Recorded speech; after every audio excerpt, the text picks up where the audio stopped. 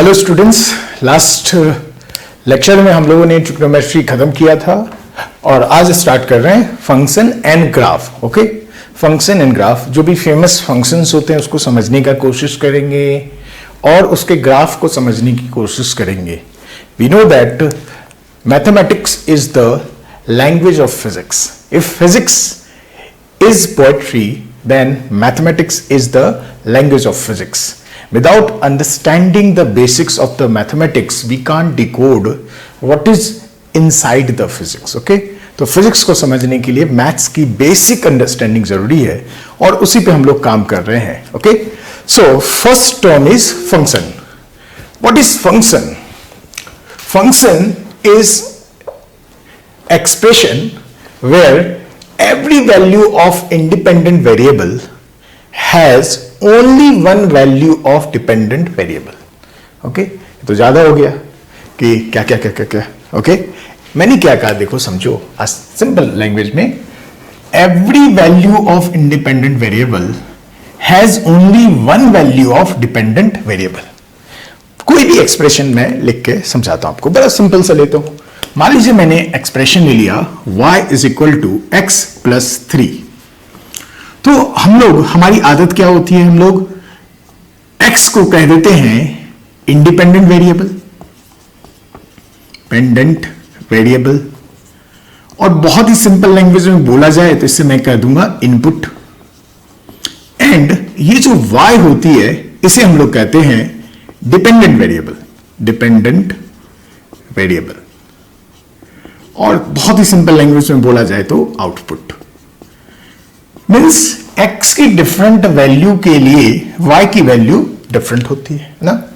आपने x की value 1 रख दिया, y की वैल्यू कितनी आ जाएगी, 4 आ जाएगी। x की वैल्यू 2 रख दिया, y की वैल्यू क्या आ जाएगी, 5 आ जाएगी। मींस x की वैल्यू पे y की वैल्यू डिपेंड कर रही है, इसलिए आपने y को एक डिपेंडेंट वेरिएबल बोल दिया एंड x को आपने इंडिपेंडेंट वेरिएबल बोल दिया या इनपुट कह दिया। अब आप सोच के देखिए, x की किसी भी एक वैल्यू के लिए क्या y के दो पॉसिबल वैल्यू हैं क्या? किसी भी x की कोई भी वैल्यू रखो, जैसे 1 रख दिया तो y की वैल्यू क्या आ जाएगी, 4। x की वैल्यू 2 रख दिया तो y की वैल्यू होगी 5। x की वैल्यू 2 रखोगे तो y की वैल्यू दो पॉसिबल वैल्यू आ सकती क्या? नहीं। Means for every value of independent variable, okay, independent variable की किसी एक वैल्यू के लिए डिपेंडेंट वेरिएबल का सिर्फ एक ही वैल्यू आएगा, दो वैल्यू नहीं आ सकते हैं। और ऐसे सारे एक्सप्रेशंस को हम लोग कहते हैं फंक्शन। ऐसे सारे एक्सप्रेशंस को क्या कहते हैं हम लोग, फंक्शन। ओके, तो फंक्शन की डेफिनेशन समझ में आई। चलिए, ये हम लोगों को समझ में आएगा, अच्छा सर ये वाला तो फंक्शन है, और एग्जाम्पल लेके बताओ। चलिए मैं एक और एग्जाम्पल ले लेता हूं। जैसे मैंने ले लिया y is equal to x raise to power 2, है ना। चलिए, आपसे मैंने ये सिर्फ पूछा क्या ये रिलेशन या क्या ये एक्सप्रेशन फंक्शन है या नहीं है। आप कहोगे सर x की कोई एक वैल्यू लेके देखते हैं, है ना, y की वैल्यू चेक करते हैं। मान लो x की वैल्यू 1 रखा तो y की वैल्यू क्या आएगी, 1 आएगी। x की वैल्यू 2 रखा, y की वैल्यू क्या आएगी, 4 आएगी। x की वैल्यू 3 रखा, y की वैल्यू क्या आएगी, 9 आएगी। आपने x की कोई भी वैल्यू रखे देखो, x की किसी एक वैल्यू के लिए y का एक ही वैल्यू आएगा, कोई भी एक वैल्यू आएगा, है ना। तो आप कहेंगे सर ये भी मुझे फंक्शन लगता है, ये जो एक्सप्रेशन आपने लिखा है या ये जो रिलेशन लिखा है y और x के बीच का, ये मुझे फंक्शन लग रहा है। ओके, चलिए ये बात भी समझ में आ गई। आपको भी सर मुझे तो अब ऐसा लग रहा है कि जितने भी रिलेशन होते हैं या जितने भी एक्सप्रेशन होते हैं सब फंक्शन होते हैं। मैं कहूंगा नहीं, बिल्कुल नहीं। चलिए एक मैं ऐसा रिलेशन लिखता हूं, चेक करते हैं। जैसे मैंने मान लिया y square plus x square is equal to, suppose मैंने 25 लिख दी। अब मैंने इसमें पूछा क्या ये फंक्शन है या नहीं है। तो आप सोचोगे सर x की वैल्यू रख के देखते हैं y की वैल्यू क्या है।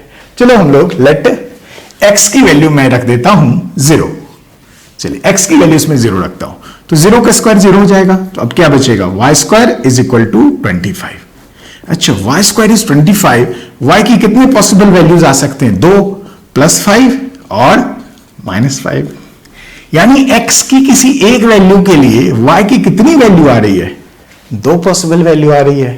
क्या ये रिलेशन फंक्शन कहलाएगा? तो आप कहेंगे सर ये रिलेशन फंक्शन नहीं है। ओके, डेफिनेशन क्लियर हुई फंक्शन की। It is expression where every value of independent variable has only one value of dependent variable and those expressions are called as function.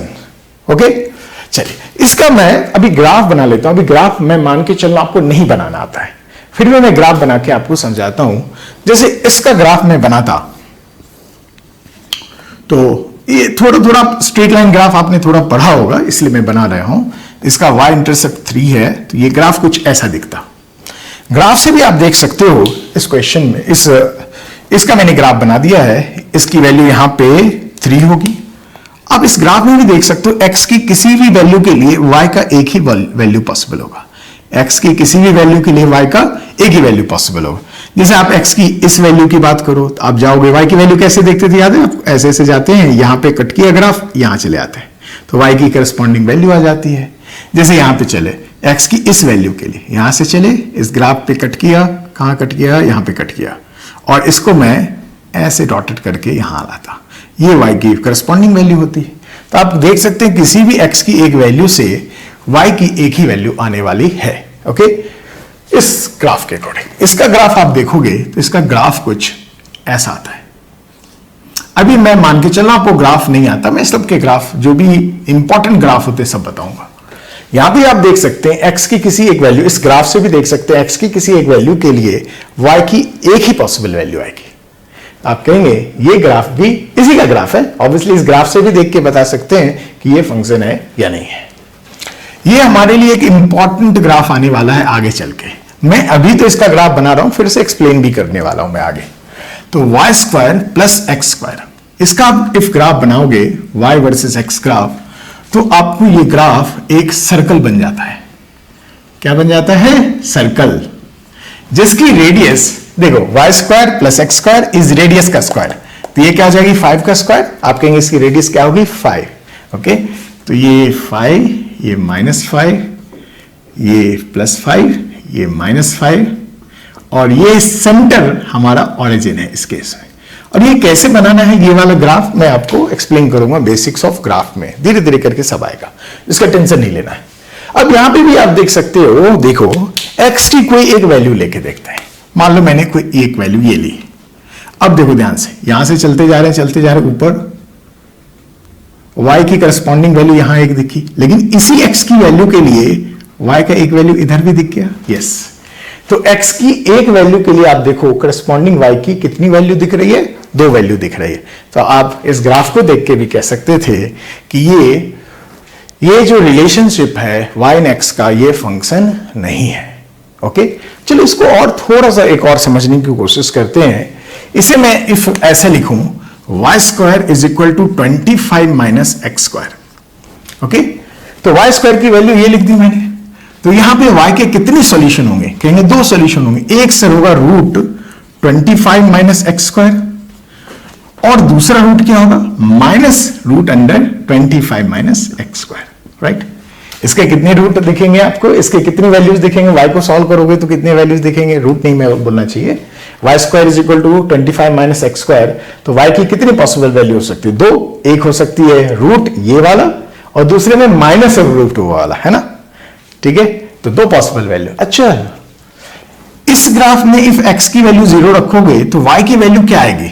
x की value इस वाले part में देखो, if x को मैंने 0 रखा तो y क्या हो जाएगा? रूट x को 0 रखो तो रूट 25 आ जाएगी। रूट 25 क्या होती है? 5 होती है। राइट, तो इस वाले पार्ट में सिर्फ मैं ये रिलेशन लिखूं, ये वाला रिलेशन लिखूं, तो आप कहोगे सर x की वैल्यू मैंने 0 रखा, y की तो एक ही वैल्यू आई 5। y की कितनी वैल्यू आई? एक ही वैल्यू आई, क्या आई? 5। ओके, इसमें आप देखना, आप x की डिफरेंट वैल्यू रखते जाओगे, y की एक ही पॉसिबल वैल्यू आएगी। तो आप कह सकते हो कि सर ये वाला जो पार्ट है अपने आप में एक फंक्शन है, अपने आप में ये फंक्शन है। वैसे ही आप ये वाला जो पार्ट है ये भी अपने आप में एक फंक्शन दिखेगा। जैसे आप यहां पे x की वैल्यू 0 रखो, x की वैल्यू 0 रखा तो ये क्या दिखा? -25 रूट 25। इसकी वैल्यू क्या आ जाती? -5। इसकी वैल्यू क्या आ जाती? -5। अब एक मैंने रखा, आप 0 की जगह 1 रखो, 2 रखो, ऐसे रख के देखेंगे x की एक वैल्यू के लिए y की एक ही वैल्यू दिखेगी आपको। इस वाले पार्ट को ले लो या इस वाले पार्ट को, तो आप अकेला ये भी एक फंक्शन है, अकेला वो भी एक फंक्शन है, बट ये फंक्शन नहीं है। अच्छा सर इसका ग्राफ बना सकते हो क्या? हाँ मैं बना सकता हूं, इसका ग्राफ मुझे आता है अभी। इसका ग्राफ कैसा होगा, कैसा होगा, कैसा, यहां पे मैं आपके अगर पॉज करके इसे पूरा लिख लेंगे, मैं इसे हटा लेता हूं। ओके चलिए भाई साहब, अब मैं उसका ग्राफ बनाना चाहूं y is equal to √25 minus x square का, इसका ग्राफ बनाना चाहूं, तो आप कहेंगे कि सर जो ऊपर वाला जो पार्ट था सर्कल का ना, वो बनता है इसका ग्राफ। ओके कैसे बनता है मैं बताऊंगा, इसके लिए टेंशन नहीं लेना है। इसका ग्राफ ऐसा, ऊपर वाला, ये जो ऊपर वाला पार्ट था सर्कल का, वो हो जाएगा ये। और इफ आप y is equal to -√25 minus x square लिखेंगे, इसका ग्राफ बनाना चाहेंगे, तो इसका ग्राफ नीचे वाला सर्कल आएगा। ये जो नीचे वाला पार्ट है ना, ये वाला पार्ट, वो वाला पार्ट ये आएगा, y वर्सेस x का ग्राफ।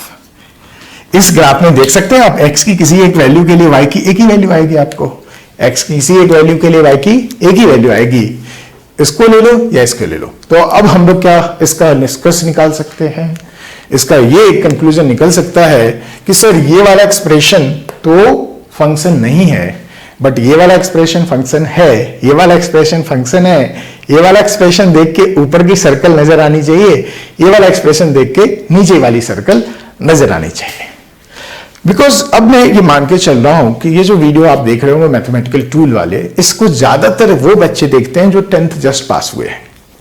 कुछ बच्चे ऐसे भी होते हैं जो कि 11th पास कर चुके हैं, लेकिन उन्होंने 11th में बहुत सही मजा नहीं आया उनको, तो वो फिर से इसको चाहते हैं कि फिर से एक रीस्टार्ट लें। कुछ बच्चे ड्रॉपर भी हो सकते हैं, है ना। तो उन जो ड्रॉपर होते हैं या जो 11th पास कर रहे होते हैं, उनको थोड़ी थोड़ी मैथ्स आ चुकी होती है, लेकिन जो 10th में टेंथ से जस्ट 11th में आए, तो उनको थोड़ा थोड़ा जो बेसिक क्लैरिटी होती है वो नहीं होती है। वो कहां नहीं होती है, मैं आपको समझाता हूं। जैसे मैंने यहां लिखा y इज इक्वल टू √25, तो अभी भी 10th के बहुत सारे बच्चे को ऐसा लगेगा सर इसके तो 2 वैल्यू हो जाएंगे, है ना। इस बात को मैं समझाता हूं आपको, है ना। इंपॉर्टेंट डिस्कशन है, सिंपल सा है, बहुत सिंपल सा है। आपके मैथ्स के सर तो बहुत पढ़ाएंगे, आप क्या कीजिए पॉज करके इसे लिख लीजिए, एक छोटा सा डिस्कशन वहां पे हम लोग लेते हैं। ओके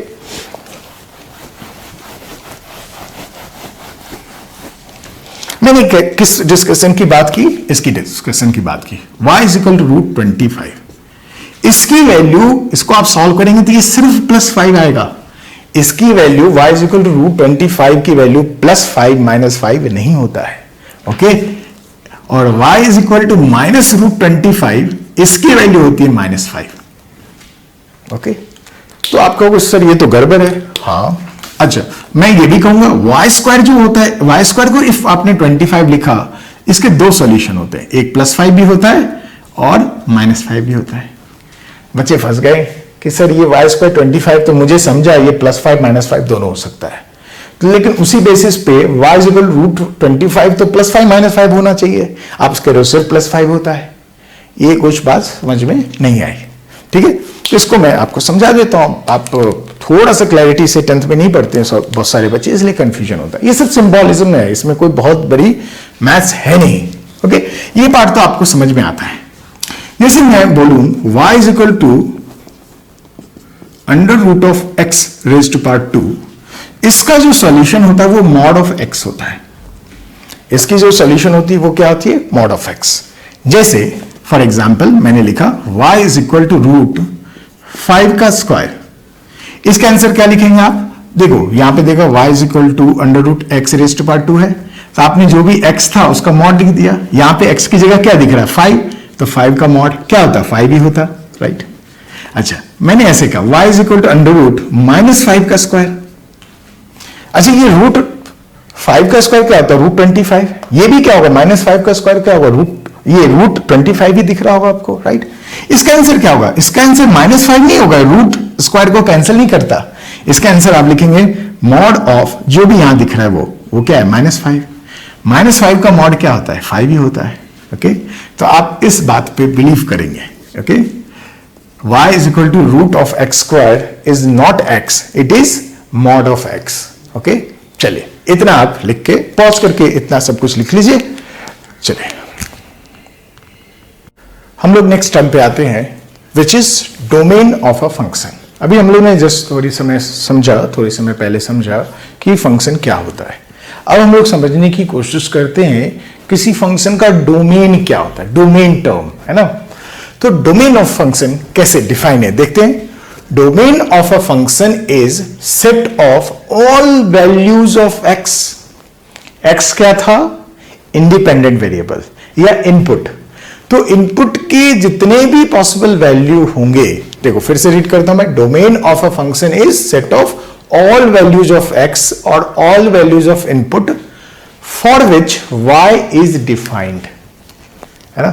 x की वो सारी वैल्यू आप ले सकते हो, उन सबके सेट को आप डोमेन कहते हैं जिसके लिए y डिफाइंड हो।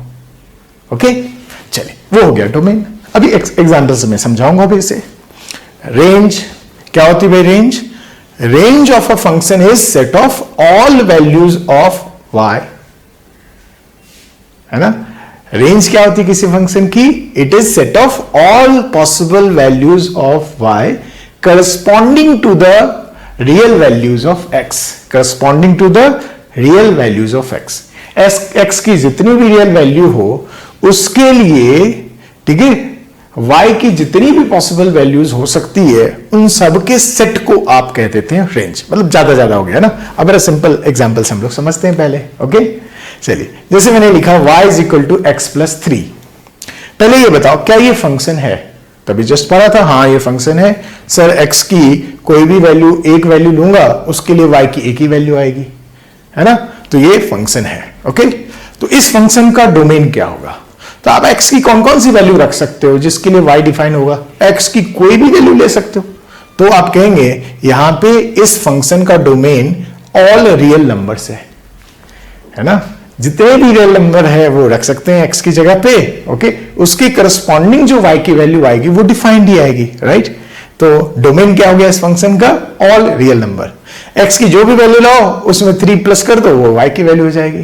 तो आप x की डोमेन, सॉरी इस फंक्शन की डोमेन क्या होगी? तो कहेंगे सारे रियल नंबर। ओके अच्छा, इफ x की वैल्यू रियल नंबर रखते जाओगे तो y का भी वैल्यू क्या आएगा? रियल नंबर ही आएगा। तो ऑब्वियसली इसके y की करस्पॉन्डिंग ऑल पॉसिबल वैल्यूज क्या आएगी? तो आप कहेंगे सारे रियल नंबर्स पॉसिबल हैं। तो इस फंक्शन का डोमेन ऑल रियल नंबर्स, इस फंक्शन का range all real numbers. Okay तो सिंपल है। चलिए दूसरा मैंने फंक्शन लिखा y is equal to x raise to power 2। क्या ये फंक्शन था? हम लोग ने देखा था, हाँ ये फंक्शन है। आप x की कोई भी वैल्यू रखिए, y की कोई एक ही वैल्यू आएगी। x की वैल्यू 1 रखो, y की वैल्यू 1 आएगी।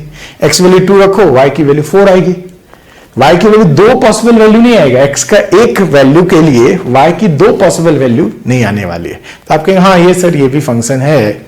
ओके तो इस फंक्शन का डोमेन क्या होगा? तो कहेंगे सर x की वो सारी वैल्यू जिसके लिए y डिफाइंड हो। तो x की वो सारी वैल्यू, कौन कौन सी वैल्यू पॉसिबल है? जो भी रियल नंबर लेना ले लो, पॉजिटिव ले लो, नेगेटिव ले लो, फ्रैक्शन में ले लो, है ना। x की वो सारी वैल्यू पॉसिबल है जिसके लिए y डिफाइंड होगा। तो आप क्या कहेंगे इस फंक्शन का डोमेन क्या है? तो कहेंगे सारे रियल नंबर इस फंक्शन का डोमेन है। सारे नेगेटिव वैल्यू भी पॉसिबल है x की, पॉजिटिव वैल्यू भी पॉसिबल है जिसके लिए y डिफाइन हो। जैसे x का वैल्यू -2 ले लिया तो y की करस्पॉन्डिंग वैल्यू 4 हो जाएगी, है ना। तो डिफाइन है, यस। तो आप क्या कहेंगे इस फंक्शन का डोमेन सारे के सारे रियल नंबर होंगे। इस फंक्शन की रेंज मतलब y का ऑल पॉसिबल वैल्यू। क्या इस y की वैल्यू नेगेटिव रियल नंबर हो सकता है? आप कहोगे सर x स्क्वायर है, मैं x की वैल्यू कुछ भी रख लूंगा, y की वैल्यू तो नॉन नेगेटिव ही आएगी, है ना। y की वैल्यू क्या आएगी? नॉन नेगेटिव ही आएगी। जैसे x की वैल्यू 0 ले ली आपने, लेट x की वैल्यू आपने 0 ले ली, y की वैल्यू क्या आएगी? 0 आएगी। x की वैल्यू आप 2 ले लो, y की वैल्यू क्या आएगी? 4 आएगी। x की वैल्यू आप -2 ले लो, y की वैल्यू क्या आएगी? 4 ही आएगी, है ना। और y की वैल्यू नेगेटिव नहीं हो, 0 हो सकती है, 0 हो सकती है। x 0 ले लो तो y क्या आएगा? 0 आएगा। लेकिन y की वैल्यू कभी भी नेगेटिव नहीं आ सकती है इस फंक्शन में। तो आप, मैंने क्या लिखा इसका रेंज देखो क्या लिखा? All non negative real numbers, all non negative real numbers, या y की वैल्यू 0 से बड़ा ही होगा, ठीक है। 0 से बड़ा या इक्वल, सॉरी बड़ा और इक्वल, है ना, 0 भी हो सकता है या 0 से ज्यादा हो सकता है। तो इस फंक्शन का रेंज हमने क्या लिखा, all non negative real numbers. Okay, चलिए ये वाला पार्ट हम लोगों को शायद समझ में आ गया, रेंज एंड डोमेन। ओके, एक और एग्जांपल मैं लेता हूं। ओके, एक और, जैसे मैंने यहां पे लिख दिया y is equal to 1 upon x minus 1, ये तीसरा एग्जांपल। मैंने पूछा कि इसकी डोमेन बताइए, आप इसकी डोमेन। आप कहोगे सर इफ मैं x की वैल्यू 1 रख लूं, इफ x की वैल्यू क्या रख लो, 1 रख लो, ठीक है, तो ये क्या हो जाएगा 1 अपॉन 0। एंड एनी 1 अपॉन 0 क्या होता था, डिफाइंड होती थी, अनडिफाइंड होती थी। मैंने आपको एक बार और ऑलरेडी पढ़ाया है टाइम थीटा एक्सेट्रा में। 1 अपॉन 0 फॉर्म क्या आएगा, आप कहोगे अनडिफाइंड होता है, ठीक है। 1 अपॉन 0 क्या होगा, अनडिफाइंड होगा। मींस x की वैल्यू आप 0, x की वैल्यू क्या नहीं ले सकते, 1 नहीं ले सकते। यानी आपने x1 ले लिया तो y अनडिफाइंड होगा, तो x की जो वैल्यू 1 होगी वो डोमेन में नहीं आएगा। डोमेन की डेफिनेशन देखो, डोमेन की डेफिनेशन क्या है, set of all possible values of x for which y is defined. तो x की आप कोई भी वैल्यू ले लोगे उसके लिए y डिफाइंड होगा, एक्सेप्ट कौन, 1। आप x की वैल्यू 1 नहीं ले सकते। तो आपको यहां पे बोलना होगा कि बताओ इस फंक्शन का डोमेन क्या है, तो आप क्या बोलोगे, all real numbers accept 1, all real numbers accept 1। 1 को छोड़ के सारे रियल नंबर ले सकते हैं आप इसके डोमेन में। ओके, चलो डोमेन क्लियर हो गया आपको ये बात, डोमेन रेंज मैंने सबका लेके रख दिया। चलिए इसको आप नोट डाउन कर लेंगे, पहले वाला भी मैंने यहां से रब किया है, उस वाले वैल्यू को भी आप लिख के रख लेंगे। ओके, चलिए मैं इसको रब कर लेता हूं।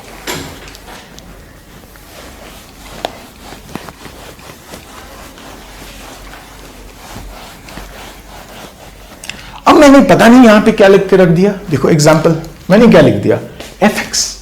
नई कोई बात लग रही है, fx कोई नई चिड़िया है। fx is equal to x cube minus 1।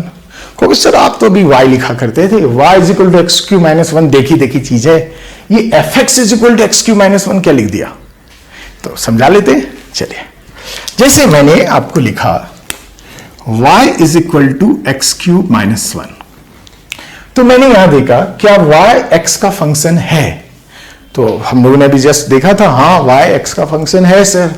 x की कोई एक वैल्यू लोगे तो y का एक ही वैल्यू आएगा, कोई एक ही वैल्यू आएगी, तो ये एक फंक्शन है, तो आप कहेंगे y x का फंक्शन है।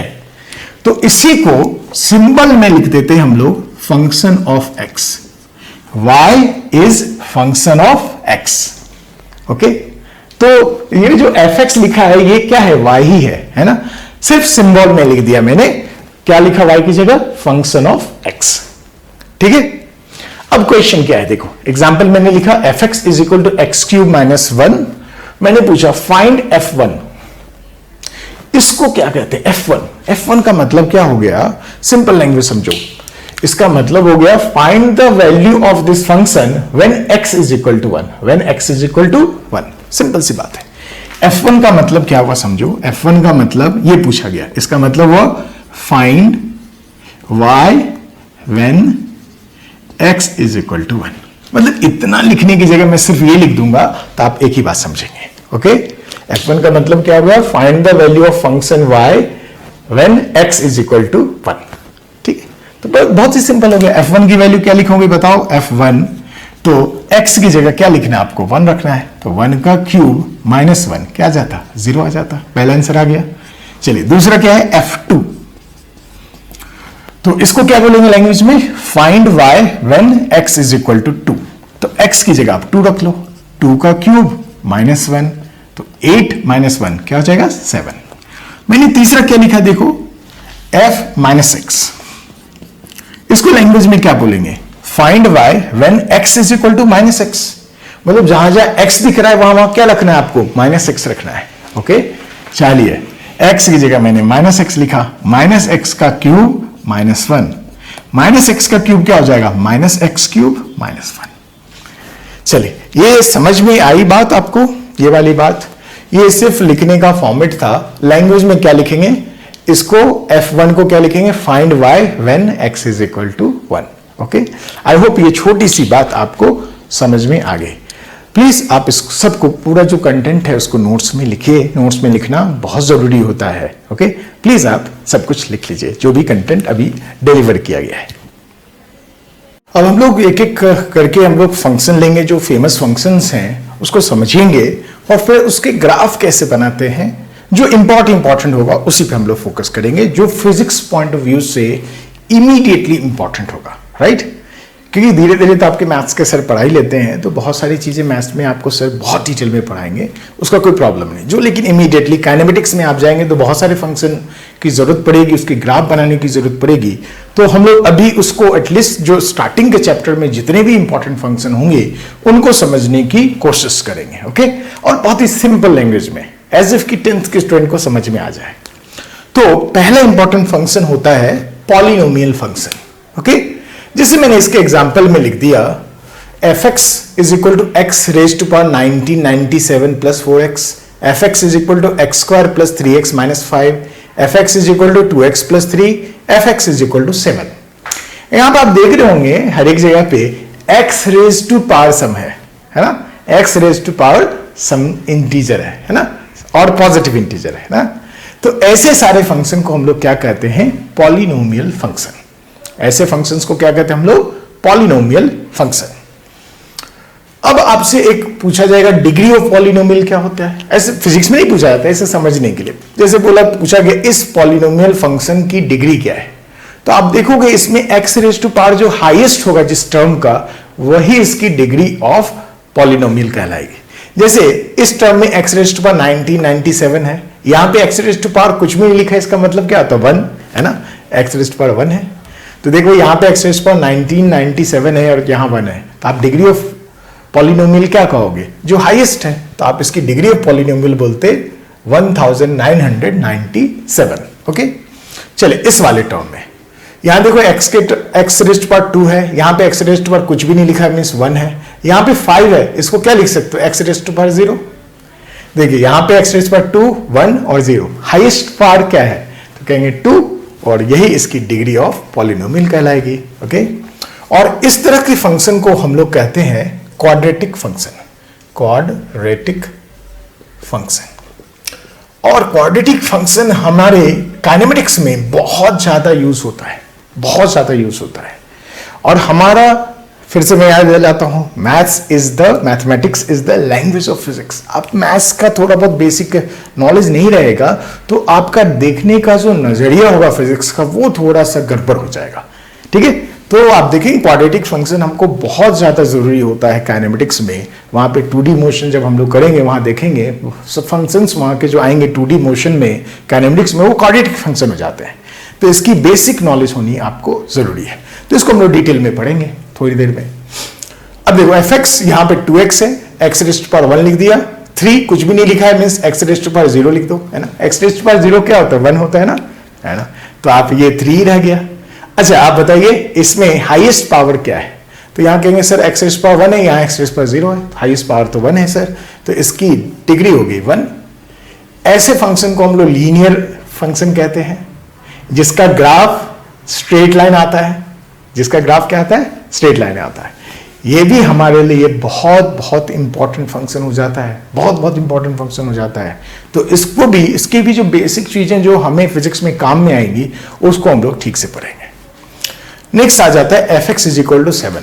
आपसे मैथ्स पॉइंट ऑफ व्यू से पूछा जाता है क्या ये पॉलिनोमियल फंक्शन है, तो आप कहते हैं सर 7 को तो मैं 7 x रेज़ टू पावर 0 बोल ही सकता हूं। यस, तो आप कहेंगे ये एक ऐसा पॉलिनोमियल है जिसकी डिग्री 0 है, तो आप कहेंगे इसकी डिग्री 0 है।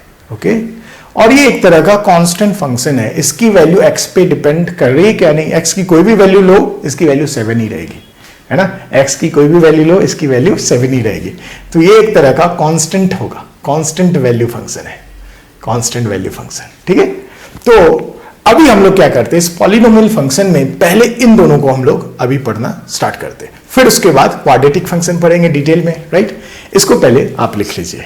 ओके, चलिए अभी हम लोग सबसे famous graph, straight line graph start करते हैं पढ़ना। ओके, तो आप ये तो आप 10th में पढ़े होंगे, लेकिन मैं मान के चलो आपने नहीं भी पढ़ा तो आपका काम यहां से चल जाएगा आपको समझने से। स्ट्रेट लाइन ग्राफ, इसका बेसिक फॉर्मेट जो फंक्शन होता है या जो रिलेशनशिप होती है वो कैसे आप लिखते हैं, y is equal to M X plus C, Y is equal to what, M X plus C. अच्छा ये y तो आपको याद हो गया, ये डिपेंडेंट वेरिएबल है या आउटपुट है, x क्या है, इंडिपेंडेंट वेरिएबल है या इनपुट है, ये m क्या है, तो m को हम लोग कहते हैं slope of the straight line, slope of the straight line. और इस स्लोप को मैंने tan थीटा लिखा है, मैं एक्सप्लेन करूंगा ये tan थीटा कहते किसको, ये थीटा कैसे निकालते एक्सेट्रा, है ना, इसके लिए टेंशन नहीं लेना है। tan थीटा लिखा, स्लोप को क्या लिख दिया, tan थीटा। और इसी स्लोप को आप ऐसे भी लिख सकते हैं y2 minus y1 upon x2 minus x1, इसका भी टेंशन नहीं लेना है। अभी इन दोनों बातों को मैं एक्सप्लेन करूंगा ये कहां से आती है। और भाई साहब ये c क्या हो गया, तो c को हम लोग कहते हैं y इंटरसेप्ट, c को क्या कहते हैं हम लोग, y इंटरसेप्ट। या आप ऐसे कह सकते हो it is the value of y when x is 0, आप x की वैल्यू 0 पुट करके देखो, y की वैल्यू क्या आ जाएगी, c आ जाएगी ना, x की वैल्यू 0 पुट कीजिए, y की वैल्यू क्या आ जाएगी, c के इक्वल हो जाएगी। ओके, तो आप क्या कह सकते हैं, c क्या होता है, y इंटरसेप्ट, और आप कह सकते हैं it's the value of y when x is 0। Okay, तो इसको पहले फटाफट लिख लीजिए, फिर मैं स्लोप एक्सेट्रा इसको अच्छे से समझाता हूं। अच्छा एक बात ध्यान दीजिए, ये जो m है, ये जो स्लोप है, एक नंबर होगा, है ना, एक नंबर होगा। ये नंबर क्या हो सकता है, पॉजिटिव हो सकता है, नेगेटिव हो सकता है या जीरो हो सकता है, तीन ही पॉसिबिलिटीज है, पॉजिटिव होना, नेगेटिव होना और जीरो होना। इन तीनों पॉसिबिलिटी को यहां पे हम लोग देखते हैं। ओके, और हमारा सारा स्ट्रेट लाइन का जितने भी ग्राफ बन सकते हैं, सारे पॉसिबल ग्राफ हमें क्लियर हो जाएंगे। ओके, तो आई होप आपने इसको लिख लिया होगा। अब m की वैल्यू पे हम लोग, मैं समझाता हूं, तीन पॉसिबिलिटी हो सकते हैं। पहला मैंने बोला कि m मान लो पॉजिटिव है, m मान लो पॉजिटिव है, तो ग्राफ कैसा दिखेगा, तो मैं ग्राफ पहले ड्रॉ करके समझाता हूं आपको। ये y एक्सिस, ये x एक्सिस, इसका जो ग्राफ बनेगा ये कुछ ऐसा दिखेगा आपको। एक एग्जांपल मैंने लिखा ऐसा स्ट्रेट लाइन। दूसरा एग्जांपल मैं लिखता हूं y x ऐसा, एंड तीसरा एग्जांपल मैं यहां लिख लेता हूं ऐसा, y x। Means m positive हो, ठीक है, उसके भी तीन पॉसिबिलिटीज हो सकते हैं। क्या पॉसिबिलिटीज हो सकते हैं, देखो मैंने यहां पे, देखो ये जो स्ट्रेट लाइन है y एक्सिस को कहां पे कट कर रहा है, ओरिजिन पे कट कर रहा है, तो इसका y इंटरसेप्ट क्या लिखेंगे, 0 लिख देंगे, है ना। y इंटरसेप्ट अभी जस्ट बताया था, y इंटरसेप्ट क्या होता है, it is the value of y when x is 0। Okay, it is the value of y when x is 0। इस ग्राफ में x 0 कहां है, यहां पे है, इस पॉइंट पे x 0 है, और यहीं पे y भी 0 है, तो आप कहेंगे इस ग्राफ का y इंटरसेप्ट क्या है। y इंटरसेप्ट को मैंने c लिख दिया, तो c क्या है, तो आप लिख देते 0 है, इस ग्राफ के लिए c 0 है। ओके, अब मैं समझाता हूं वो जो स्लोप में मैंने tan थीटा लिया था, वो थीटा क्या होता है ग्राफिकली, इसका मतलब क्या होता है। ग्राफिकली इसका मतलब होता है कि इस स्ट्रेट लाइन में, ये जो स्ट्रेट लाइन है, ये पॉजिटिव एक्स एक्सिस से जो एंगल बनाती है, ठीक है, पॉजिटिव एक्स एक्सिस से जो एंगल बनाती है उसी को हम लोग थीटा बोलते हैं। ये जो स्ट्रेट लाइन है वो पॉजिटिव एक्स एक्सिस से जो एंगल बनाती है उसे ही क्या करेंगे, थीटा कहेंगे। और हमारा m का मींस स्लोप क्या होता था, tan थीटा होती थी। इस केस में देखिए थीटा की वैल्यू लेस देन 90 डिग्री है या नहीं है ना। थीटा की वैल्यू क्या है, लेस देन 90 डिग्री है। If theta less than 90 degree होती है तो tan थीटा की वैल्यू क्या होती थी, पॉजिटिव। tan थीटा की वैल्यू क्या होती थी, पॉजिटिव। ठीक है, तो आप कहेंगे सर इसका स्लोप तो as theta is less than 90 degree, so m की वैल्यू हो जाएगी पॉजिटिव। तो ये पॉजिटिव स्लोप हो गया इस ग्राफ में। कहें हाँ बिल्कुल सही है। लेट, अब इसकी वैल्यू मैं लिख लेता हूं। लेट मैंने थीटा को लिख दिया 45 डिग्री, है ना। लेट मान लिया थीटा को क्या लिख दिया मैंने, 45 डिग्री। इफ मैंने थीटा को 45 डिग्री लिख दिया, अब आपसे पूछा कि चलो ये जो ग्राफ बना हुआ है इसकी इक्वेशन लिखो। मैंने ग्राफ दे दिया, क्या पूछा, इक्वेशन लिखो। तो आप कहोगे सर मुझे तो बेसिक फॉर्मेट पता है। वो बेसिक फॉर्मेट क्या होता है, y is equal to M X plus C. क्या होती है, y is equal to M X plus C. If आपने m बता दो, क्या m आ पाएगा, हाँ आ गया। m क्या होता है, tan थीटा, तो tan 45 डिग्री। m की वैल्यू इस केस में क्या लिख देते, tan 45 डिग्री। याद करो tan 45 डिग्री क्या होती है, tan 45 डिग्री होती थी 1। तो इसकी m की वैल्यू इस ग्राफ में क्या होगी, m की जगह 1, तो 1 इंटू एक्स क्या हो जाएगा, x प्लस सी।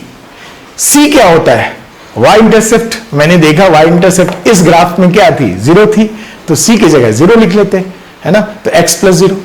तो हमारे लिए इस ग्राफ का इक्वेशन क्या होता है, तो कहते y is equal to x होता। ठीक है, इस ग्राफ का इक्वेशन लिखना होता तो क्या लिखते, y is equal to x. चले आगे बढ़ते हैं। अब मैंने कहा इसका भी स्लोप पॉजिटिव है, तो आप कहोगे सर कैसे पॉजिटिव है आप बताओ। तो मैं कहूंगा कि देखो ये जो स्ट्रेट लाइन है, ये पॉजिटिव एक्स एक्सिस से जो एंगल बना रही है, पॉजिटिव एक्स एक्सिस से जो एंगल बना रही है, देखो positive x axis right side में है और ये स्ट्रेट लाइन है, राइट। पॉजिटिव एक्स एक्सिस से जो एंगल बना रही है वो क्या है, थीटा। और ये थीटा आपको क्या दिख रहा है, लेस देन 90 दिख रहा है या मोर देन 90 दिख रहा है। तो आप कहोगे सर थीटा इस जगह भी मुझे लेस देन 90 दिख रही है, बिकॉज मुझे थीटा लेस देन 90 डिग्री दिख रही है, बिकॉज मुझे थीटा लेस देन 90 डिग्री दिख रही है, इसलिए इसका स्लोप पॉजिटिव हो जाएगा। क्योंकि इफ स्लोप में आपने सर बताया था स्लोप होता है tan थीटा, और if theta less than 90 degree होती है तो स्लोप पॉजिटिव होता है। तो सर इसका स्लोप भी पॉजिटिव है, ओके, इसकी स्लोप भी पॉजिटिव है। अच्छा, इसका पूछा जाता है y इंटरसेप्ट क्या होगा, तो कहेंगे सर y इंटरसेप्ट तो ये वाला पॉइंट का जो y कोऑर्डिनेट होगा वही होगा। x की वैल्यू 0 पे जो y की वैल्यू हो वही उसका y इंटरसेप्ट होता है। लेट मान लीजिए इसका इस पॉइंट की मैंने कोऑर्डिनेट लिख दी आपको 2,0, सॉरी 0,2 लिखना होगा। x कोऑर्डिनेट 0 है इस पॉइंट के लिए और y कोऑर्डिनेट मैंने लिख दिया 2। तो मैंने कहा इस पॉइंट की कोऑर्डिनेट लिख दी 0,2, इस पॉइंट का कोऑर्डिनेट लेट मैंने लिख दिया -2,0, इस पॉइंट की कोऑर्डिनेट। मैंने थीटा नहीं दिया इस क्वेश्चन में, इस क्वेश्चन में क्या नहीं दिया, थीटा नहीं दिया। अब मैंने कहा कि इस ग्राफ को देख के आप इस ग्राफ के करस्पॉन्डिंग जो फंक्शन है उसे लिखिए। ठीक है, तो पहले आप क्या ऑब्जर्व करोगे, सर ये तो स्ट्रेट लाइन है ना, ये स्ट्रेट लाइन है, ये ग्राफ कैसा है, स्ट्रेट लाइन है। इसका मतलब इस ग्राफ का जो बेसिक फॉर्मेट होगा रिलेशनशिप का वो हो जाएगा y is equal to M X plus सी।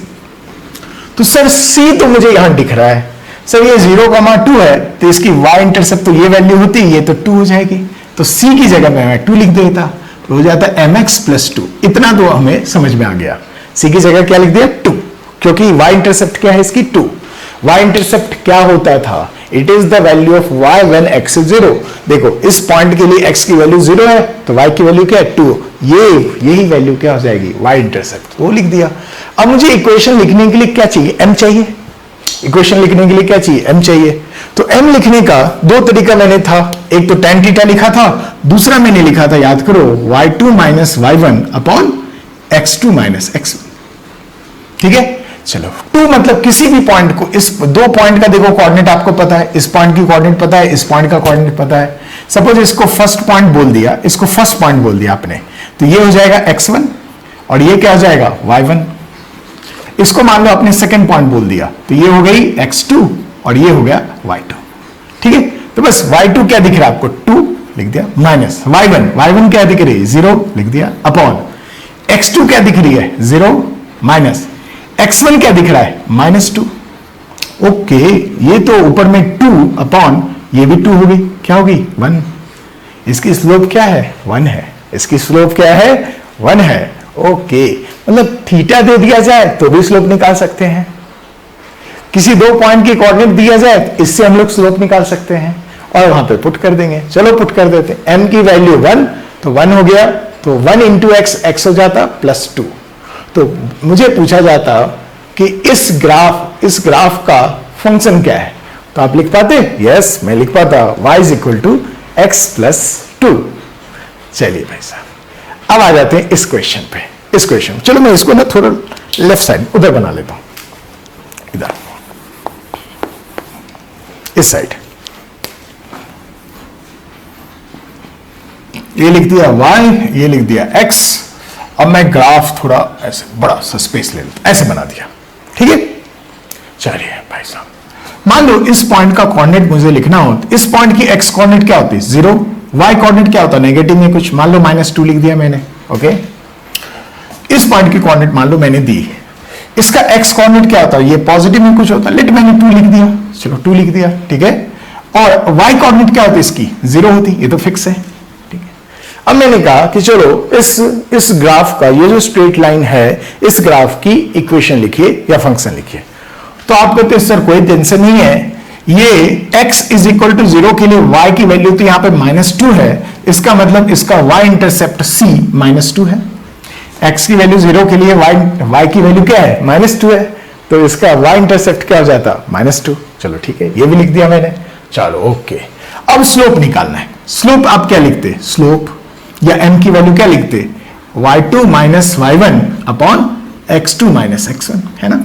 चलो भाई साहब y2 देखते हैं, मान लो किसी भी पॉइंट को 1 बोल दो, इसको मान लो 1 पॉइंट बोल दिया, इसको 2 बोल दिया, तो 2 पॉइंट के लिए जो y कोऑर्डिनेट है वो y2 हो जाती, तो मैं इसको लिख देता हूं y2, इसको लिख देता हूं x2, ये हो गया x1, ये हो गया y1। चलो भाई y2 क्या है -2 है, माइनस y1 क्या है 0 है, अपॉन x2 क्या है 0 है, माइनस x1 क्या है 2 है।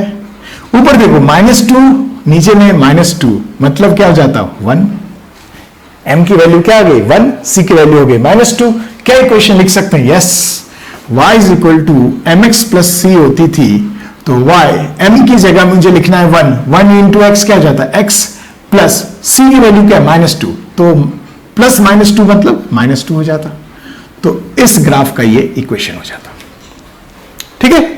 चलिए अच्छा, इन तीनों ग्राफ में देखिए मैंने ऐसा ले लिया, इसमें भी स्लोप +1 है, पॉजिटिव है, इस ग्राफ में भी स्लोप +1 है, मतलब पॉजिटिव है, इस ग्राफ में भी स्लोप +1 था, है ना, m की वैल्यू क्या थी +1 थी, इस केस में भी, है ना। थीटा मैंने दिया था 45 डिग्री, तो tan 45 डिग्री क्या होती 1, इस केस में भी +1 है। नंबर में मत जाओ, बस ये बोलो पॉजिटिव है या नहीं है, हाँ है। तो इन तीनों केस में ये जो पॉजिटिव एक्स एक्सिस है, ये जो ग्राफ एंगल बनाता वो कैसा बनाता, तो कहते एक्यूट एंगल बनाता, लेस देन 90 डिग्री बनाता। तो यहां पे भी देख लिया था, इस केस में देखते हैं, देखो पॉजिटिव एक्स एक्सिस ऐसा है, राइट में है, ओके।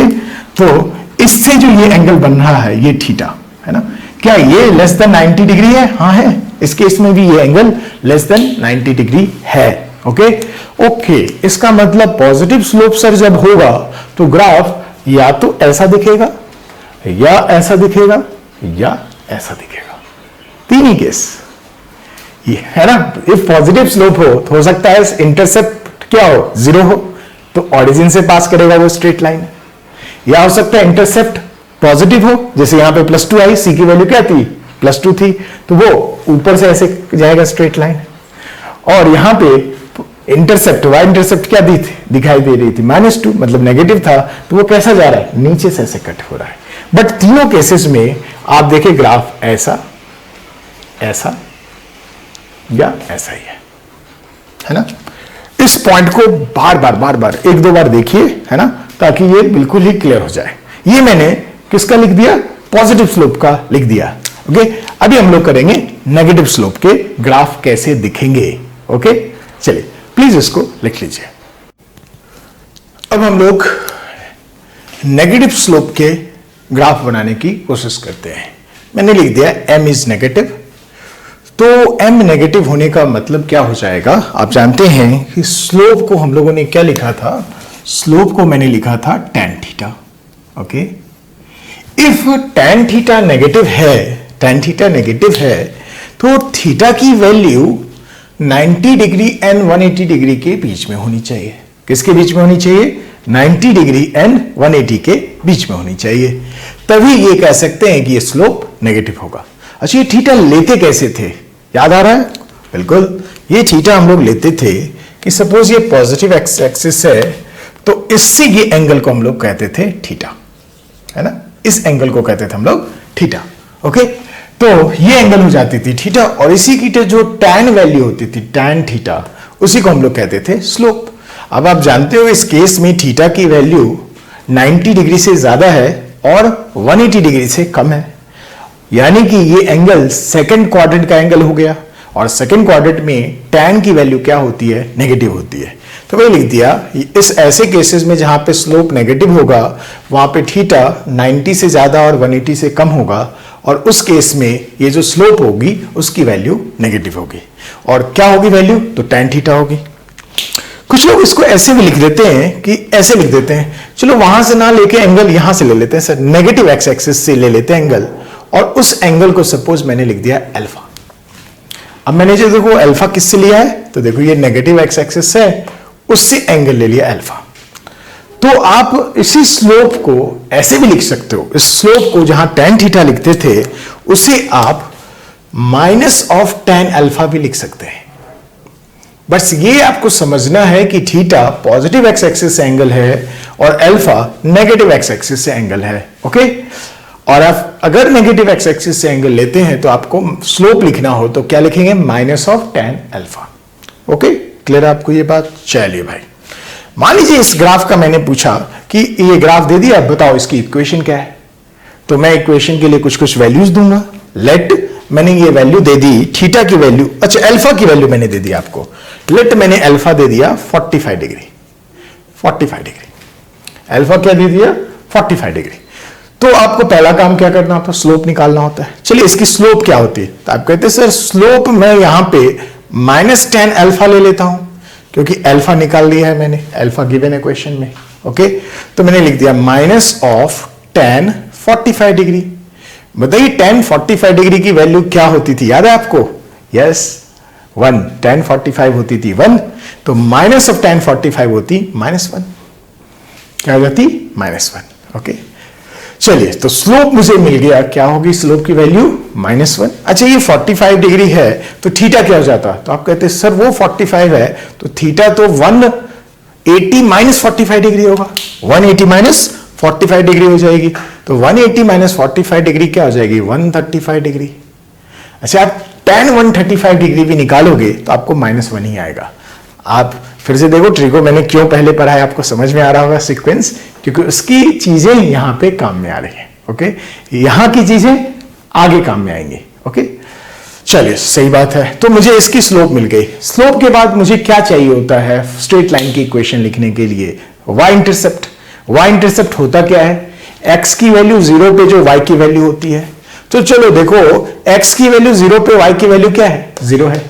देखो ये जो स्ट्रेट लाइन ग्राफ है ऑरिजिन से पास हो रहा है, और किसी बच्चे को ये भी याद रहता है कि ऑरिजिन से जब पास होती है तो उसकी वाई इंटरसेप्ट क्या होती है? 0 होती है। या आपको इफ डेफिनेशन याद हो, इसकी बातें पता हो, तो आप कहते हो जब x की वैल्यू 0 होती है तो वहां पे जो y की वैल्यू होती है वही y इंटरसेप्ट होता है। तो यहां पे बिकॉज ग्राफ ऑरिजिन से पास हो रहा है तो x की वैल्यू 0 के लिए y की वैल्यू भी क्या है? 0 है। x की वैल्यू 0 के लिए y की वैल्यू भी क्या है? 0 है। तो आप इस ग्राफ के लिए y इंटरसेप्ट जिसको मैंने c लिखा था, y इंटरसेप्ट जिसको c लिखा था, उसकी वैल्यू क्या लिखते? 0 है ना। चलिए स्ट्रेट लाइन का ग्राफ हम लोग ने लिखा क्या था? याद करो, y is equal to mx plus c। तो y is equal to m की वैल्यू है -1, -1 इंटू एक्स को -x लिख देते, और c क्या है? 0 है। तो ये जो ग्राफ गिवन है इसका इक्वेशन लिखना होता तो आप क्या लिखते? y is equal to -x। Okay, चले इस ग्राफ को लिखने की कोशिश करते हैं। इस ग्राफ में आपको क्या निकालना है? स्लोप निकालना है। 2 पॉइंट की कोऑर्डिनेट गिवन है, तो आप स्लोप का फॉर्मूला आप जानते हैं, 2 पॉइंट की कोऑर्डिनेट गिवन होती है तो स्लोप का फॉर्मूला आप क्या लिखते थे? y2 minus y1 upon x2 minus x1। तो मान लीजिए इसको पॉइंट नंबर 1 बोल दीजिए, इसको पॉइंट नंबर 2 बोल दीजिए। इसकी x कोऑर्डिनेट x1, इसका y कोऑर्डिनेट y1, इसकी x कोऑर्डिनेट x2, इसका y कोऑर्डिनेट y2। चलिए y2 क्या है? 0 है, 0 लिख दिया। अब माइनस y1 क्या है? 2 है, 2 लिख दिया। अपॉन x2 क्या है? 2 है, लिख दिया। माइनस x1 क्या है? 0, वो लिख दिया। देखो ऊपर -2 अपॉन 2 दिख रहा है, हो गया ना -1। तो इस ग्राफ की भी स्लोप क्या है? -1 है। इस ग्राफ की भी स्लोप क्या है? -1 है। कुछ बच्चे कहते हैं सर अल्फा के मेथड से भी निकाल के बताओ, वहां से भी निकाल सकते हो। लेट चलो देखो ये नेगेटिव y एक्स एक्सिस ऐसा है, इससे स्ट्रेट लाइन का जो ये एंगल होगा उसे अल्फा लिख देंगे। एक राइट एंगल ट्रायंगल दिख रहा है आपको? यस। इस राइट एंगल ट्रायंगल में ये वाली लेंथ क्या है? 2 है, ये वाली लेंथ क्या है, देखो ये 0,2 है तो ये वाली लेंथ क्या है 2 है। आप tan अल्फा लिखते तो क्या आता है tan अल्फा की वैल्यू, तो आप कहते 2/2 मतलब 2/2 क्या हो गया 1। स्लोप क्या होता है माइनस ऑफ tan अल्फा होता है, तो आप क्या लिखते हैं -1, है ना। इन दोनों मेथड से आप स्लोप की वैल्यू निकाल लेते हैं। अच्छा y इंटरसेप्ट क्या है, इस डायग्राम में देखिए y इंटरसेप्ट, तो आप कहेंगे x की वैल्यू 0 के लिए जो y की वैल्यू कितनी है, y की वैल्यू x की वैल्यू 0 के लिए y की वैल्यू क्या है 2 है, तो आप कहते हैं इस ग्राफ के अकॉर्डिंग सर y इंटरसेप्ट तो 2 दिख रहा है। ओके तो इसका इक्वेशन क्या लिखते हैं, y is equal to mx plus c, इसका मतलब y m की वैल्यू है -1 into x is -1 into x is -x plus c means 2। तो ये जो ग्राफ गिवन है इसका इक्वेशन आप इस तरह से ये लिख देते हैं y is equal to -x plus 2। Okay चलिए ये ग्राफ देखते हैं। इस ग्राफ में भी आपको 2 पॉइंट की देखिए कोऑर्डिनेट गिवन है, इस तरह से आप ये वाला फॉर्मूला लगा के इसकी स्लोप निकाल सकते हो, लगा लेते हैं। तो मान लीजिए इसको 0.1 बोल दिया तो ये x1 हो गया और ये 0 हो गया y1, और इस पॉइंट को 2 बोल दिया तो ये हो गई x2 और ये हो गया y2। चलिए स्लोप क्या होता है भाई, y2 minus y1 upon x2 minus x1। चलो भाई y2 क्या है -2, y1 क्या है 0 अपॉन x2 क्या है 0 माइनस x1 क्या है -2। तो ऊपर में देखो -2, नीचे में 2 दिख रहा है तो क्या होगी -1, तो इसकी स्लोप की वैल्यू क्या हो जाएगी -1 हो जाएगी। एक तरह से मैंने निकाल के आपको समझा दिया। ओके चलिए भाई स्लोप निकाल दिया, अब y इंटरसेप्ट चाहिए। तो देखो x की वैल्यू 0 के लिए जो y की वैल्यू होती है वही y इंटरसेप्ट होता है, तो इस गिवन ग्राफ के लिए y इंटरसेप्ट क्या है, तो कहते हैं -2 है ना। इसकी y इंटरसेप्ट क्या है -2 है। इक्वेशन लिख सकते हैं, बिल्कुल लिख सकते हैं।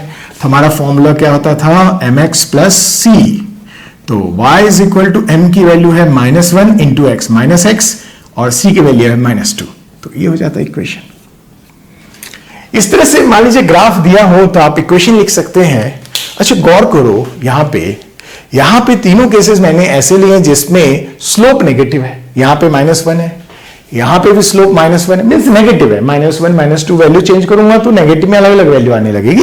ये देखिए यहां पे भी स्लोप नेगेटिव है, यहां पे भी स्लोप नेगेटिव है और यहां पे भी स्लोप नेगेटिव है।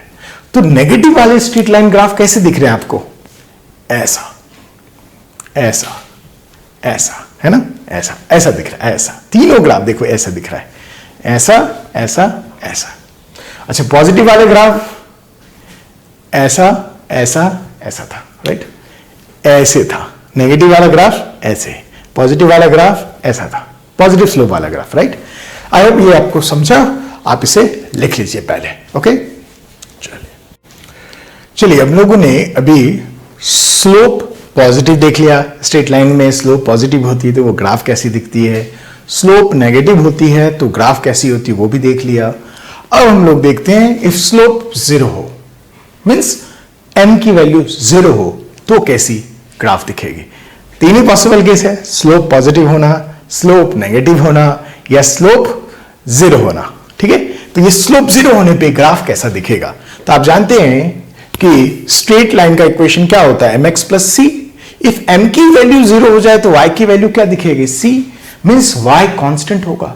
आप x की कोई भी वैल्यू रख लीजिए, यहां पे m इफ 0 है, m की वैल्यू क्या रख दिया मैंने 0 ले लिया। लेट मैं समझा देता हूं। सपोज इसको मैंने लिख दिया y, m की वैल्यू 0 है इंटू एक्स प्लस c है। आप x की कोई भी वैल्यू रखिए, 0 इंटू एक्स वो 0 ही हो जाता, y की वैल्यू हमेशा क्या आती, c ही आती। आप x की कोई भी वैल्यू रख के देखिए, राइट, y क्या आएगा, c आएगा। ओके चलिए तो इसके ग्राफ कैसे दिखेंगे वो देख लेते हैं। जैसे मैंने आपको कह दिया y is equal to 2, c क्या होता है, कांस्टेंट होती है, राइट, c एक नंबर है या y इंटरसेप्ट एक नंबर ही है।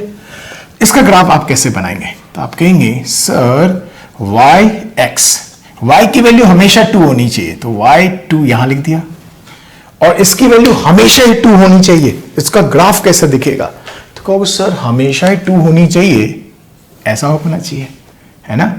ये ग्राफ कैसा होना चाहिए, ऐसा होना चाहिए। मतलब x की वैल्यू कुछ भी लो, y की वैल्यू क्या दिख रही है, 2 दिख रही है। अच्छा ओके, स्लोप 0 होने का मतलब हो गया tan थीटा 0 होना, और तो थीटा की वैल्यू आप क्या लिखते हैं इस केस में 0 डिग्री, है ना। थीटा की वैल्यू क्या लेते हैं 0 डिग्री। मींस ये जो स्ट्रेट लाइन है ये एक्स एक्सिस से कितनी एंगल बना रहा है, तो कहते हैं 0 डिग्री बना रहा है सर, सब कुछ सही चल रहा है। ओके चलो बढ़िया। अच्छा कोई जरूरी है कि मैं y एक पॉजिटिव नंबर लूं? मैं कहूँगा नहीं सर y नेगेटिव नंबर ले लेता हूं। मैंने कहा y इज इक्वल टू -2 का ग्राफ बनाइए। तो ये y एक्सिस है, ये x एक्सिस है, तो बच्चे को समझ में आ चुका है sir y is equal to -2, तो -2 y एक्सिस पे तो यहां आएगी और ऐसा ग्राफ बना दूंगा। तो ये ग्राफ जो है y is equal to -2 x axis के पैरेलल दिख रहा है। इसका मतलब इन दोनों में एंगल कितनी होती है 0 डिग्री होती है, तो स्लोप 0 हो गया। या आप ऐसे भी बोल सकते हैं सर x की कोई भी वैल्यू ले, y की वैल्यू -2 होने का मतलब ये होगा कि आपको एक हॉरिजॉन्टल लाइन या x एक्सिस के पैरेलल लाइन ड्रॉ करना होगा। चलो ये भी बात सही है। मान लो बच्चे ने कहा नहीं सर आपने पॉजिटिव ले नेगेटिव ले लिया, आप बताओ y 0 का ग्राफ कैसा होगा? तो भाई होगा, बिल्कुल होगा। y 0 का ग्राफ कैसा दिखेगा? तो ये y ले लिया, ये x ले लिया। y 0 मीन्स y की वैल्यू हमेशा ही 0 होनी चाहिए, तो y की वैल्यू हमेशा ही 0 होनी चाहिए, तो वो ग्राफ कुछ ऐसा x एक्सिस ही हो जाता है ना। y इज इक्वल टू 0 का ग्राफ क्या होगा? तो कहेंगे x एक्सिस ही हो जाएगा। तो इसी का मैंने देखो x एक्सिस के ऊपर एक पैरेलल लाइन बना दिया। आप x की कोई भी वैल्यू देखो, y की वैल्यू 0 आएगी, राइट। तो आपको समझ में आया y इज इक्वल टू 2 का graph, y is equal to -2 का graph, y is equal to 0 का ग्राफ। इन तीनों केसेस में आप क्या कहेंगे? स्लोप क्या है? 0 है। ओके चलिए एक और चीज बच गई है सर, आपने कहा स्लोप पॉजिटिव हो तो ग्राफ बना दिया, स्लोप नेगेटिव हो तो ग्राफ बना दिया, स्लोप 0 हो तो भी ग्राफ बना दिया। कोई और भी ग्राफ स्ट्रेट लाइन के पॉसिबल हैं क्या? मैं कहूँगा हाँ एक और है। वो क्या ग्राफ होती है? मैं एग्जाम्पल से समझा देता हूं। सपोज मैंने कहा आपको x इज इक्वल टू 2 का ग्राफ बनाओ। क्या मैंने बोला? x इज इक्वल टू 2 का ग्राफ बनाओ। अरे ये कैसा ग्राफ हो गया? आप हो सर ये तो ग्राफ तो कुछ समझ में नहीं आ रहा है, क्या ग्राफ है? मतलब इसका मतलब क्या हुआ? x की वैल्यू हमेशा 2 होगी, y की कुछ भी वैल्यू हो जाए लेकिन x की वैल्यू क्या होगी? 2 होगी। इसका ग्राफ इफ मुझे बनाना हो तो देखो मैं कैसे बनाऊंगा। ये x है, ये y है और x की वैल्यू 2, ये 2, x की वैल्यू 2। तो मैं इसका ग्राफ जब बनाऊंगा वो ग्राफ मैं बना दूंगा y एक्सिस के सॉरी स्ट्रेट लाइन। देखो ऐसे बना लेते हैं, ऐसा ये होगी x इज इक्वल टू 2 का ग्राफ। ये लाइन आप देख सकते हैं, इस लाइन पे स्ट्रेट लाइन में कहीं भी चले जाएंगे आपको x की वैल्यू क्या दिखेगी? 2 दिखेगी। x की वैल्यू क्या दिखेगी? 2 दिखेगी। अब मैं इस क्वेश्चन में आपसे पूछता बताओ इसमें स्लोप क्या है? मैं इसमें पूछता बताओ भाई स्लोप क्या है? तो आप कहते स्लोप सर निकालना तो आप बताया था x एक्सिस से एंगल बता दो। तो इस x एक्सिस से जो एंगल था वो थीटा, वो कितनी आ रही है? 90 डिग्री आ रही है। और मैंने स्लोप पढ़ाया क्या था? tan थीटा, यानी tan 90 डिग्री। और tan 90 डिग्री होती क्या है? तो कहो सर tan 90 डिग्री तो अनडिफाइंड होती है। tan 90 डिग्री क्या होती है? अनडिफाइंड होती है। ओके हाँ, तो इसकी स्लोप कैसी होगी? अनडिफाइंड होगी। ओके यानी स्लोप पॉजिटिव का ग्राफ सीखा, स्लोप नेगेटिव का ग्राफ सीखा, स्लोप 0 होता है उसका ग्राफ सीखा, स्लोप अनडिफाइंड हो जाती है तो भी ग्राफ सीख लिया। अच्छा x इज इक्वल 2 की जगह कोई और नंबर होता, x इज इक्वल 3 होता तो 3 ले लेते x एक्सिस पे और वहां से y एक्सिस के पैरेलल में ग्राफ बना लेते। अच्छा x इज इक्वल टू 0 का ग्राफ क्या होगा? बताओ x इज इक्वल टू 0 का ग्राफ। तो x इज इक्वल 0 यहां होता है ना, ऑरिजिन पे, और y एक्सिस के पैरेलल ग्राफ बनाना होता तो y ही एक्सिस हो जाता। ओके इसका मतलब मैं पूछूं x इज इक्वल टू 0 का ग्राफ क्या होगा? तो कहेंगे y एक्सिस। अच्छा y इज इक्वल टू 0 का ग्राफ क्या था? x एक्सिस, है ना। छोटी छोटी बातें हैं, सिंपल सी बातें हैं। आई होप ये बातें भी आपको समझ में आई। ओके ये सारी बातें हम लोगों को समझ में आ गई कि ग्राफ को इंटरप्रीट करना आ गया। इफ ग्राफ दिया रहा तो उससे हम लोग इक्वेशन बना सकते हैं, उससे बहुत सारे इंफॉर्मेशन निकाल सकते हैं, राइट। ऐसा इसका उल्टा भी होता है। उल्टा वाली जो चीज है बहुत आसान होती है, वो हम लोग स्कूल्स में करते हैं। मीन्स इक्वेशन दिया रहे और ग्राफ के बनाने के लिए वो आसान चीज हो जाती है। अच्छा इसको पहले आप लिख लेना, इसको मैं रब कर दिया, फिर भी आप थोड़ा सा बैक जाके इसको पूरा लिख लीजिए, आप नोट कर लीजिए। एक बहुत ही सिंपल सी बात होती है कि आपको ऐसा दिया जाए कि ऐसा y is equal to 2x plus 3, इसका ग्राफ बनाइए। तो एक्चुअली में ग्राफ कैसे बनाओगे? आप पहले पहचानो क्या ये स्ट्रेट लाइन ग्राफ है, तो आप पहचान गए हाँ सर ये पॉलिनोमियल वाला है, रिलेशन, और यहाँ पे x की मैक्सिमम पॉसिबल पावर जो है 1 है ना, x की पावर 1 होती थी, ये x की पावर 0 होती थी, दोनों के लिए है ना, डिग्री है ना, इस पॉलिनोमियल की डिग्री क्या 1 है, इसका मतलब स्ट्रेट लाइन ग्राफ होगा। या ऐसे भी देखो y = mx + c जैसा दिख रहा है। तो ये ग्राफ दिखेगी कैसे, मोटा मोटा सोचोगे तो कहोगे सर इसकी स्लोप पॉजिटिव है और y इंटरसेप्ट भी पॉजिटिव है, तो रैंडमली करना हो तो y = 3 लिखा है यहाँ पे, मतलब 0,3 हो गया ये पॉइंट। तो ये जो ग्राफ दिखता वो कुछ ऐसा दिखता, ऐसा है ना, मोटा मोटा कैसे दिखेगा, तो ऐसा दिखेगा। एक्चुअली में ड्रॉ करना हो तो क्या करोगे आप, कुछ नहीं, आप क्या करो, 2 स्टेप ले लो यहाँ पे। स्टेप 1 मतलब रैंडम करना हो, फटाक से करना हो, या ऑप्शन में चेक करना हो, इसका ग्राफ देखना है तो ऐसे फटाक से कर लिया है ना। लेकिन आपको स्टेप वाइज लेना है, तो आप क्या करो, पहले x = 0 पे y की वैल्यू निकाल लो। तो x = 0 पे y की वैल्यू है 3। दूसरा करो आप y = 0 पे x की वैल्यू निकालो, y 0 ले लो तो x की वैल्यू क्या आती, ये 3 इधर आ जाता तो -3/2, तो x की वैल्यू हो जाती -3/2। इतना कर लोगे आप, है ना, इतना मैं मान के चलना आप कर लोगे। y की वैल्यू 0 है तो x की वैल्यू -3/2। अब मेरे पास 2 पॉइंट हो गए, एक पॉइंट हो गया 0,3, दूसरा पॉइंट हो गया -3/2, 0। तो मैं देखो ग्राफ कैसे बनाऊंगा, ध्यान से देखो। पहला ग्राफ देखो, पहला पॉइंट yx 0,3, तो x की वैल्यू 0, y की वैल्यू 3 है, मतलब यहां पे 0,3 होता है ना। दूसरा x की वैल्यू -3/2, मतलब यहां कहीं होगा -3/2, 0, यही होगा। 2 पॉइंट मिल गए, इन दोनों को मिला के आप एक स्ट्रेट लाइन बना कर लो, ऐसे बना लो, ऐसे स्ट्रेट लाइन बना लिया, ये हो गई ग्राफ। ओके, यानी कि आपको इफ इक्वेशन दिया रहे तो ग्राफ बनाना भी आना चाहिए। Okay, I hope straight line में हम लोगों ने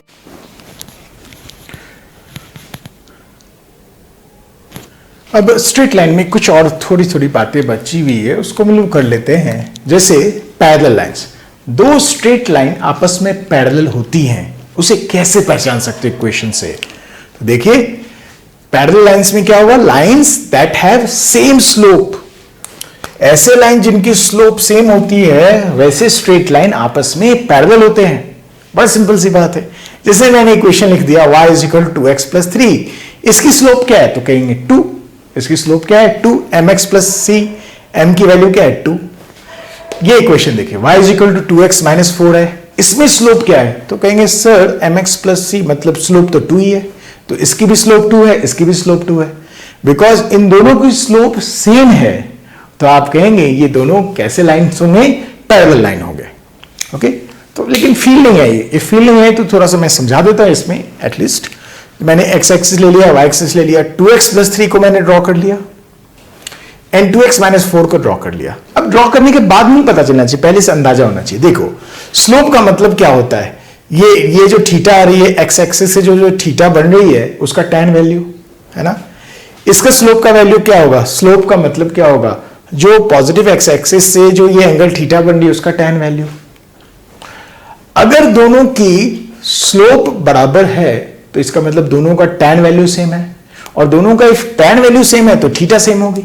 ओके, इफ ये थीटा सेम है, isn't it they are parallel lines, isn't it they are parallel lines। देखो ध्यान से समझो, आपने ये सब पढ़ा हुआ होगा 10th में, ऐसे 2 पैरेलल लाइन हैं, उसमें से एक लाइन ऐसे कट कर रहा है, x एक्सिस को देखो ऐसे कट कर रहा है, ऐसे है ना, और इफ ये एंगल इक्वल है तो ऑब्वियसली ये दोनों लाइन क्या होंगे, पैरेलल लाइन होंगे। मान लीजिए जिसको ज्योमेट्री याद नहीं हो, इतनी फील नहीं भी आ रही हो, तो क्या याद रख लेंगे आप, lines that have same slope. Okay, ऐसे सारे स्ट्रेट लाइन जिनकी स्लोप सेम होती है उन सारे स्ट्रेट लाइंस को हम लोग कहते हैं आपस में पैरेलल में। ओके, चलो ये बात खत्म हुई। अब एक और टर्म आता है परपेंडिकुलर लाइंस। 2 लाइन को आपस में परपेंडिकुलर कहते हैं, उसे इक्वेशन में 2 मैंने स्ट्रेट लाइन दे दिया, आप कैसे पहचानोगे कि वो दोनों स्ट्रेट लाइन आपस में परपेंडिकुलर है, मतलब परपेंडिकुलर मतलब 90 डिग्री एंगल बन रही है। ओके, ऐसा तो मैंने लिख दिया, देखिए slopes are negative reciprocal of each other. Negative reciprocal का मतलब क्या है, मैंने एग्जांपल से लिख दिया। देखो y = 2x + 3, अब देखो इसकी स्लोप क्या है 2 है, तो दूसरा लाइन जो उससे परपेंडिकुलर होगा उसकी स्लोप क्या होनी चाहिए, तो पहले तुम नेगेटिव कर दो, तो 2 का नेगेटिव क्या हो जाता है -2। रेसिप्रोकल मतलब उल्टा कर दो, है ना, 2 पहले दो, नेगेटिव रेसिप्रोकल का मतलब समझो, 2 का नेगेटिव नंबर -2, उसका रेसिप्रोकल मींस 1 बाय -2, 1 बाय -2 कहो या -1/2 कहो, एक ही बात है, राइट। तो 2 का नेगेटिव रेसिप्रोकल क्या होता है? -1/2। तो आप कहते देखो इसकी स्लोप 2 है, इसकी स्लोप क्या है? -1/2। क्या इन दोनों की स्लोप आपस में नेगेटिव रेसिप्रोकल है? तो कहेंगे हाँ है, इन दोनों की स्लोप जो है आपस में नेगेटिव रेसिप्रोकल है। इसलिए हम लोग कह सकते हैं इन दोनों को अगर मैं ड्रॉ करूंगा, अगर ड्रॉ करेंगे आप और इन दोनों के बीच का एंगल निकालेंगे तो आपको क्या आएगा? 90 डिग्री। अच्छा, आप लोग ट्राई कर सकते हैं, इसको ग्राफ पेपर में लेके ट्राई कीजिए, है ना। x की एक वैल्यू रखिए, x की वैल्यू 0 लिखिए, y की वैल्यू, अच्छा इक्वेशन से ग्राफ बनाना तो मैंने सिखाई दिया ना। तो दोनों एक ही ग्राफ में इन दोनों लाइन को ड्रॉ कीजिए और देखिए इन दोनों के बीच में आप देखेंगे 90 डिग्री का एंगल बन जाएगी। ओके, चलो ये दोनों बातें हो गई हमारी। कौन कौन सी बातें? पैरेलल लाइंस, दो लाइन पैरेलल कब होती हैं, दो लाइन परपेंडिकुलर कब होती है, उसे इक्वेशन से कैसे समझते हैं।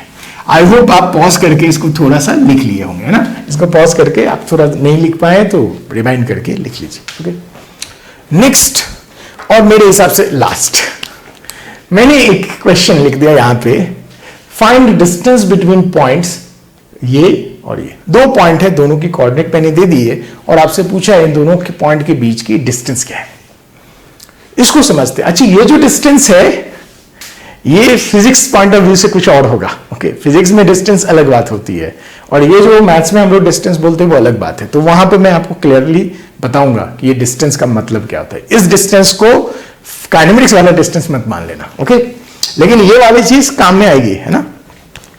तो कैसे निकालते हैं? तो आप डिस्टेंस का जो फॉर्मूला होता है किसी भी दो पॉइंट के बीच का डिस्टेंस, उसको कैसे, पहले मैं समझा देता हूं, ग्राफ से समझा देता हूं। मान लीजिए एक्स एक्सिस है, ये वाई एक्सिस है, यहां पे एक पॉइंट है जिसकी कोऑर्डिनेट x1, y1 है और कहीं भी एक पॉइंट ले लिया 2, इसकी कोऑर्डिनेट है x2, y2। इन दोनों के बीच में जो स्ट्रेट लाइन है ना, ये जो स्ट्रेट लाइन है इसी को मैं यहां पे डिस्टेंस बोल रहा हूं और फिजिक्स पॉइंट ऑफ व्यू से आप इसको डिस्प्लेसमेंट बोलेंगे। याद रखेंगे, इस फिजिक्स पॉइंट ऑफ व्यू से क्या कहेंगे? डिस्प्लेसमेंट। किसी भी दो पॉइंट के बीच में जो स्ट्रेट लाइन होती है उसकी जो लेंथ होती है वो क्या कहलाती है? डिस्प्लेसमेंट कहलाती है। डिस्प्लेसमेंट का मैग्नीट्यूड कहलाता है। बट रहने दो, अपने तो इसकी लेंथ निकालना सीखते हैं। ये जो स्ट्रेट लाइन, इसकी लेंथ, इस स्ट्रेट लाइन की जो लेंथ होगी वो कैसे निकालेंगे? देखो ध्यान समझो, यहां से मैंने परपेंडिकुलर ड्रॉ किया, आप समझ गए। इस ये जो लेंथ होगी वो x1 होगी, कोऑर्डिनेट लिखना आता होगा अपने को। यहां से परपेंडिकुलर ड्रॉ कर लिया, ऑरिजिन से ये वाली जो लेंथ होगी वो x2 होगी। चलिए बताइए ये वाली लेंथ क्या होगी? फिर ये वाली लेंथ आपको, सर यहां से यहां x2 है, यहां से यहां x1 है, ये वाली लेंथ तो x2 माइनस x1 दिख रही है, बिल्कुल सही है। अकॉर्डिंगली यहां से ये वाली लेंथ क्या होती है? y1, और यहां से ये वाली लेंथ क्या होती है? y2। देखो मैं लिख देता हूं, ये पूरा क्या है? y2, ये क्या है? y1, तो ये क्या हो जाती है? तो आप कहते हैं y2 माइनस y1, राइट। ये वाली पोर्शन क्या हो जाती? y2 minus y1। ओके, चलिए भाई साहब। अच्छा, ये तो राइट एंगल ट्राइंगल बन गया, राइट एंगल ट्राइंगल बन गया, बेस पता चल गया और हाइट भी पता चल गई। तो क्या इसका हाइपोटेन्यूस निकाल पाएंगे? बिल्कुल निकाल पाएंगे। हाइपोटेन्यूस ही यहां पे डिस्टेंस कहलाएगी। चलिए मैं लिख देता हूं डिस्टेंस। तो आप हाइपोटेन्यूस लिखते पाइथागोरस से तो क्या लिखते? इसका स्क्वायर प्लस इसका स्क्वायर। मैं लिख देता हूं x2 माइनस x1 का square plus y2 minus y1 का स्क्वायर। ये हो जाती इस स्ट्रेट लाइन की लेंथ, जिसको मैं d लिख देता हूं। ठीक है, चलो भाई। अब ये क्वेश्चन सॉल्व करने में क्या बचा भाई? किसी को पॉइंट 1 बोल दो, किसी को पॉइंट 2 बोल दो। इसको मान लो 1 बोला तो ये वैल्यू x1, ये y1, ये पॉइंट 2 है तो x2, y2। चलो भाई रख लो। x2 की वैल्यू क्या है? -2 माइनस x1 की वैल्यू क्या है? 2, तो मैंने लिखा -2 का होल स्क्वायर प्लस y2 क्या है भाई? 4 माइनस y1 क्या है? 3, इसका स्क्वायर। देखिए -2 -4 हो जाता, -4 का स्क्वायर 16 होती, तो ये 16 प्लस 4 माइनस 3 1 का स्क्वायर 1, तो हो जाती √17। अच्छा, जो भी यूनिट लेती, मान लो ये मीटर और मीटर में लिखा होता, ये मीटर और मीटर में होता तो इसके भी यूनिट मीटर लिख लेते हैं, है ना। जैसे 2,3 मीटर में होता, यूनिट जो भी होती मीटर, तो इसका आंसर मीटर में लिख लेते। मान लो यहाँ सेंटीमीटर लिखा रहता तो इसको सेंटीमीटर में लिख लेते हैं। ओके, आई होप डिस्टेंस समझ में आया। इसी चीज में कभी कभी अभी देखो हमारी आदत 2D सोचने की है, तो मैं रेस्ट्रिक्ट करता हूं अभी जब तक वेक्टर नहीं होता। वेक्टर में मैं आपको थोड़ा सा 3D का फील आएगा, वेक्टर पढ़ेंगे तब।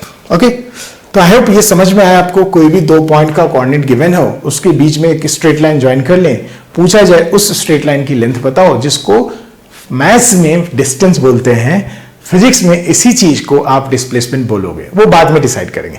इसकी जो लेंथ है, ये जो स्ट्रेट लाइन ज्वाइन किया, इसकी लेंथ क्या होती है, तो ये इस फॉर्मूले से आ जाता है। ओके, कैसे आता है मैंने आपको एक्सप्लेन किया। आई होप ये पार्ट समझ में आया। ये स्ट्रेट लाइन खत्म हुआ अभी हमारे हिसाब से, है ना। जितना हमारा काम चल जाएगा, जितना से फिजिक्स का काम चल जाएगा आपका, उतना हम लोगों ने कर लिया। और मैथ्स में तो आप बहुत कुछ पढ़ने वाले हो, उसके तो आप मैथ्स के सर पढ़ा देंगे आपको। ओके, चलिए भाई, चलिए पहले इसको लिख लीजिए। अब हम लोग सेकंड इंपॉर्टेंट ग्राफ पे आएंगे, या फंक्शन कह सकते हैं आप, क्वाड्रेटिक फंक्शन, है ना। ये सेकंड इंपॉर्टेंट है। पहला तो स्ट्रेट लाइन जिसकी ग्राफ बनती थी वो थी लीनियर फंक्शन, जिसमें डिग्री ऑफ पॉलिनोमियल क्या होती थी 1। ओके, और कुछ में डिग्री ऑफ पॉलिनोमियल 0 भी थी, राइट। अब क्वाड्रेटिक फंक्शन को समझने की कोशिश करते हैं। तो क्वाड्रेटिक फंक्शन दिखने में कैसा दिखेगा, तो आप लिखेंगे जैसे y is equal to a x raise to power 2 plus bx plus c। अब आप देखिए यहां पे a 0 नहीं होना चाहिए, a 0 नहीं होना चाहिए। इफ a 0 हो गया तो ये पार्ट 0 हो जाएगी, तो फिर इक्वेशन क्या बचेगा, y is equal to bx plus c। और फिर वो कौन सा ग्राफ हो जाएगा, स्ट्रेट लाइन वाला ग्राफ, लीनियर ग्राफ, जिसकी डिग्री ऑफ पॉलिनोमियल 1 हो जाती। तो a क्या नहीं होना चाहिए, 0 नहीं होना चाहिए। और इसकी डिग्री बोलनी होती तो आप क्या बोलते, इफ a 0 नहीं है तो इसकी डिग्री क्या बोलते, तो आप कहते हैं इसकी डिग्री ऑफ पॉलिनोमियल 2 है। तो क्वाड्रेटिक फंक्शन एक ऐसा पॉलिनोमियल फंक्शन होता है जिसकी डिग्री ऑफ पॉलिनोमियल क्या होनी चाहिए, 2 होनी चाहिए। ओके, चलिए पहला एक तो देख के समझ में आ जाएंगे। ए बी सी कांस्टेंट है या नंबर आप कह सकते हैं, कोई भी पॉजिटिव नंबर कोई भी नेगेटिव नंबर हो सकता है। ओके, चलिए ये इसको देख के हम लोग समझ जाएंगे ग्राफ ये क्वाड्रेटिक फंक्शन है या नहीं है। ओके, क्वाड्रेटिक फंक्शन में इफ y वर्सेस x का ग्राफ बनाएंगे, वो जो ग्राफ आता है उसे हम लोग कहते हैं पैराबोला। उसे क्या कहते हैं हम लोग, parabola. Parabola y versus x graph क्या आएगी, पैराबोला होगी। ओके, चलो भाई अब इसमें देखिए a की वैल्यू 0 नहीं हो सकती है ना, बट a की वैल्यू पॉजिटिव हो सकती है और a की वैल्यू नेगेटिव हो सकती है। इफ a की वैल्यू पॉजिटिव हुई, a की वैल्यू क्या हुई, पॉजिटिव हुई। ओके, पॉजिटिव हो गई तो मैं इसे 1 से ज्यादा नहीं लिखूंगा, 0 से ज्यादा लिखूंगा, है ना। हाँ, इसको थोड़ा चेंज कर लिया। If a is greater than 0 means a is positive. If a is positive then parabola में देखेंगे आप कॉनकेव अपवर्ड्स होगा। कैसा पैराबोला होगा, दिखने में ग्राफ कैसा दिखेगा, कॉनकेव अपवर्ड। अच्छा, कॉनकेव अपवर्ड होता क्या है भाई, तो ऐसा ऐसा देखो ऊपर की तरफ, है ना। एक देखो कप जैसा दिख रहा है, कप जैसा दिख रहा है ना, ऐसा अपवर्ड, कॉनकेव अपवर्ड। ओके, मतलब कप ऐसे, जैसे मन में याद करने के लिए देखो ऐसे बना लेना है ना, ऐसा, ठीक है, ऐसा। ये कब होगी, जब a की वैल्यू क्या होनी चाहिए, पॉजिटिव होनी चाहिए। चलिए, a नेगेटिव भी हो सकता है, यस। इफ a नेगेटिव हुआ मींस 0 से कम हुआ, तो आपका जो पैराबोला दिखेगा वो कॉनकेव डाउनवर्ड्स हो जाएगा, मतलब ऐसा उल्टा कप, है ना, उल्टा कप बोल सकते हो, ऐसा सिंपल कंट्री साइड लैंग्वेज में आप कह सकते हैं उल्टा कप, ऐसा ऐसा दिखेगा आपको। ओके, अब ग्राफ और पढ़ेंगे ना, ये तो मैं ओवरव्यू दे रहा हूं कि ऐसा उल्टा कप। अच्छा, ये जो ग्राफ देख रहे हैं जब कॉनकेव अपवर्ड था, तो इसका लोअर मोस्ट जो पॉइंट आपको दिख रहा है उसे वर्टेक्स बोलते हैं, और इस केस में जब कॉनकेव डाउनवर्ड है तो इसका जो अपर मोस्ट पॉइंट है उसे वर्टेक्स कहते हैं। ओके, वर्टेक्स समझ में आ गया। कॉनकेव अपवर्ड में जो लोअर मोस्ट पॉइंट है उसे वर्टेक्स बोलेंगे, कॉनकेव अपवर्ड में जो अपर मोस्ट पॉइंट होगा उसे आप वर्टेक्स कहेंगे। सिर्फ एक्सप्लेनेटरी है ये वर्टेक्स, है ना।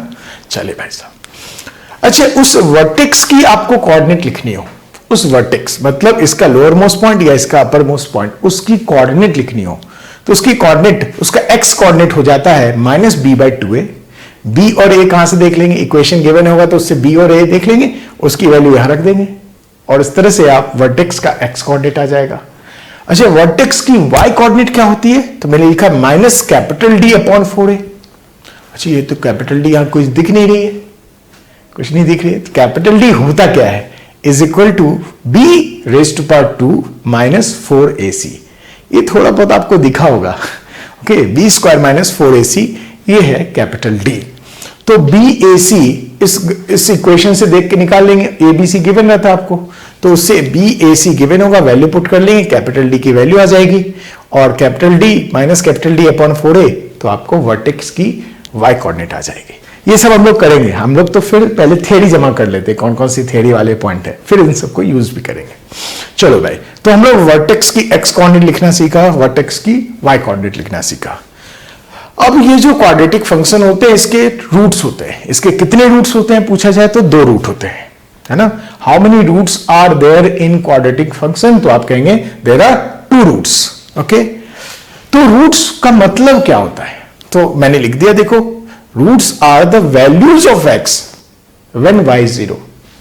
y की वैल्यू 0 रख देंगे, y की वैल्यू आप 0 रख लीजिए, तो x की जितनी जो भी वैल्यू आती है उसी को हम लोग उसका रूट कहते हैं, उस क्वाड्रेटिक फंक्शन का रूट कहते हैं, समझा।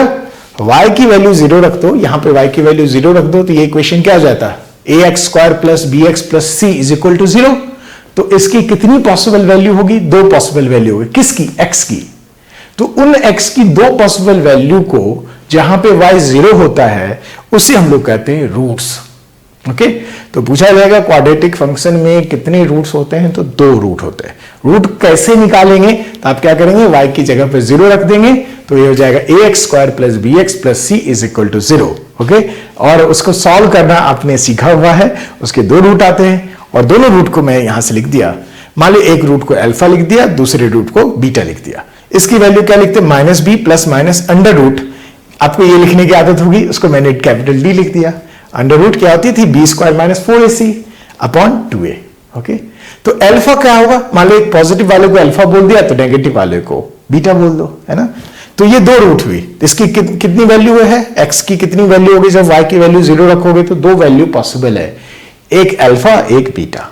किसी एक को, एक प्लस वाले को आप अल्फा बोल दिए, तो माइनस वाले को बीटा बोल दीजिए। मान लीजिए बिल्कुल नहीं समझ में आ रहा है, तो मान लो मैंने अल्फा बोल दिया minus B plus root capital D upon 2a को, तो बीटा किसको बोल दोगे आप, माइनस बी प्लस लिख दिया minus root capital D upon 2a को लिख देंगे।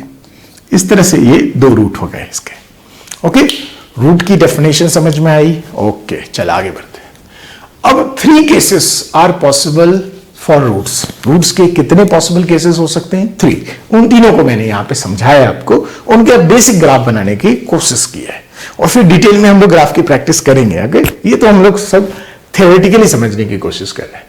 तो देखो 3 केसेस ऑफ द रूट्स। पहला केस लिखा है मैंने, जब कैपिटल डी 0 से बड़ा हो, मतलब डी कैपिटल डी पॉजिटिव हो। जब कैपिटल डी पॉजिटिव होगा, कैपिटल डी पॉजिटिव होगा, तो अल्फा की भी वैल्यू आ जाएगी आपको, और बीटा की भी वैल्यू आ जाएगी, और ये दोनों वैल्यू अनइक्वल होंगे, दोनों की वैल्यू इक्वल नहीं होगी। वही मैंने लिखा, जब कैपिटल डी ग्रेटर देन 0 होगा, तो roots will be real and unequal. 2 root होंगे, दोनों रूट रियल होंगे और दोनों अनइक्वल होंगे। दो रूट होंगे, दोनों रूट रियल होंगे एंड अनइक्वल होंगे। चलिए, अब इसमें भी 2 केसेस हो जाएंगे आपको। मान लो a इज ग्रेटर देन 0 हुआ, तो कैसा ग्राफ बनना चाहिए, a इज ग्रेटर देन 0 मतलब कॉनकेव अपवर्ड, है ना। a is greater than 0 then concave upward, तो ग्राफ ऐसा होगा। अब ये जो ग्राफ होगा इस केस में, जब कैपिटल डी ग्रेटर देन 0 होगा, तो ये जो ग्राफ होगा ये x एक्सिस को 2 जगह कट करेगा। x एक्सिस को कितनी जगह कट करेगा, 2 जगह कट करेगा। क्यों कट करेगा, क्योंकि इसके पास कितने रूट्स होते हैं, 2, और दोनों कैसे होते हैं, रियल होते हैं और अनइक्वल होते हैं। दोनों रूट्स कैसे होते हैं, अनइक्वल होते हैं। और रूट का मतलब ही क्या होता है, y की वैल्यू 0 पे x की वैल्यू, y की वैल्यू 0 पे x की वैल्यू, तो y कोऑर्डिनेट 0 है। देखो ये पॉइंट के लिए y कोऑर्डिनेट क्या होगा, 0। x एक्सिस पे कोई भी पॉइंट लेंगे उसकी y कोऑर्डिनेट क्या होती है, 0 होती है। तो आप कह देते ये एक रूट है अल्फा और ये दूसरा रूट है बीटा, और ये ग्राफ इस x एक्सिस को 2 जगह कट करेगा। वैसे ही a इज लेस देन 0 लिख दिया मैंने, a इज क्या लिख दिया, लेस देन 0। तो उसकी ग्राफ कैसे दिखनी चाहिए, कॉनकेव डाउनवर्ड, मतलब नीचे की तरफ ऐसा ऐसा दिखना चाहिए। देखो ऐसा है। और ये ग्राफ भी, ये जो पैराबोलिक ग्राफ है, ये भी x एक्सिस को 2 जगह कट करेगा, और जहां पहली बार कट करेगा उसका एक्स कोऑर्डिनेट अल्फा होगा, जहां दूसरी बार कट कर रहा है उसका एक्स कोऑर्डिनेट बीटा होगा। मतलब दो रूट हो गए, दोनों रूट अनइक्वल है। ओके चलिए हो गया, डी पॉजिटिव की बात हो गई। अब इफ कैपिटल डी जीरो हो जाए, ओके कैपिटल डी जीरो हो जाए तो अल्फा की वैल्यू क्या होगी, minus B by two a. Okay beta की वैल्यू क्या हो जाएगी, कैपिटल डी जीरो हो जाए तो minus B by two a. Okay if capital D zero हो जाए तो alpha will be equal to beta, alpha और बीटा की वैल्यू क्या हो जाएगी, इक्वल हो जाएगी, और उसकी वैल्यू क्या हो जाएगी, माइनस बी बाई टू ए, है ना। कैपिटल डी जीरो रख के देखो, वही लिख दिया मैंने, जब कैपिटल डी जीरो हो तो alpha is equal to beta is equal to minus B by two A. अब यहां क्या कहेंगे, क्वाड्रेटिक फंक्शन के कितने रूट्स होते हैं, दो रूट होते हैं। इस केस में जब कैपिटल डी जीरो हो जाए तो ये दोनों रूट क्या हो जाएंगे, इक्वल हो जाएंगे। आप ऐसे बोले, ऐसे नहीं बोलेंगे एक रूट हो जाता है मैथमेटिकली, है ना, क्या बोलेंगे, अभी भी दो रूट हैं और ये दोनों रूट इक्वल है। तो आप लिखेंगे alpha is equal to beta is equal to minus B by two A, और ये दोनों रूट इक्वल है। तो roots are real and equal, real भी है एंड इक्वल भी है। इस केस में आप दो ग्राफ बन जाएंगे, a is greater than zero मतलब कॉनकेव अपवर्ड। देखो रट जाएगा ना, बार बार मैं कॉनकेव अपवर्ड बोलता रहूंगा। a is greater then zero means concave upward, और यहां पे अल्फा बीटा इक्वल होने वाली है। तो ये जो ग्राफ होगा जस्ट एक्स एक्सिस को टच करके चला जाएगा किसी एक पॉइंट पे, और उस पॉइंट की आप एक्स कोऑर्डिनेट लिखिए तो अल्फा भी लिख सकते हैं या बीटा भी लिख सकते हैं, दोनों एक ही बात होगी। आप अल्फा कॉमा जीरो लिख दो और इसी पॉइंट को आप बीटा कॉमा जीरो लिख दो, कोई फर्क नहीं पड़ेगा। ओके अच्छा, a if less than zero हो तो, a if less than zero हो इसका मतलब concave downward, a is less than zero then concave downward, मतलब ऐसा। तो ग्राफ ऐसा दिखेगा, और ये ग्राफ जो होगा एक पॉइंट पे ही x को टच करेगा, और उस पॉइंट की कोऑर्डिनेट आप अल्फा कॉमा जीरो लिख दो या बीटा कॉमा जीरो लिख दो, क्योंकि अल्फा बीटा इस जगह पे एक ही हो जाती है, इक्वल हो जाती है। उसकी वैल्यू क्या हो जाती है, minus B by two a. Okay यहां तक हो गया। अब पॉज करके इसको पूरा लिख लीजिए, क्योंकि मुझे 3 केसेस ऑफ रूट्स लिखने थे। यहां पे एक केस हुआ, ये दूसरा केस हुआ, तीसरा केस मैं यहां लिख देता हूं। आई होप आप पॉज करके इसको लिख लेंगे। तो तीसरा केस क्या होगा उससे समझते हैं हम लोग।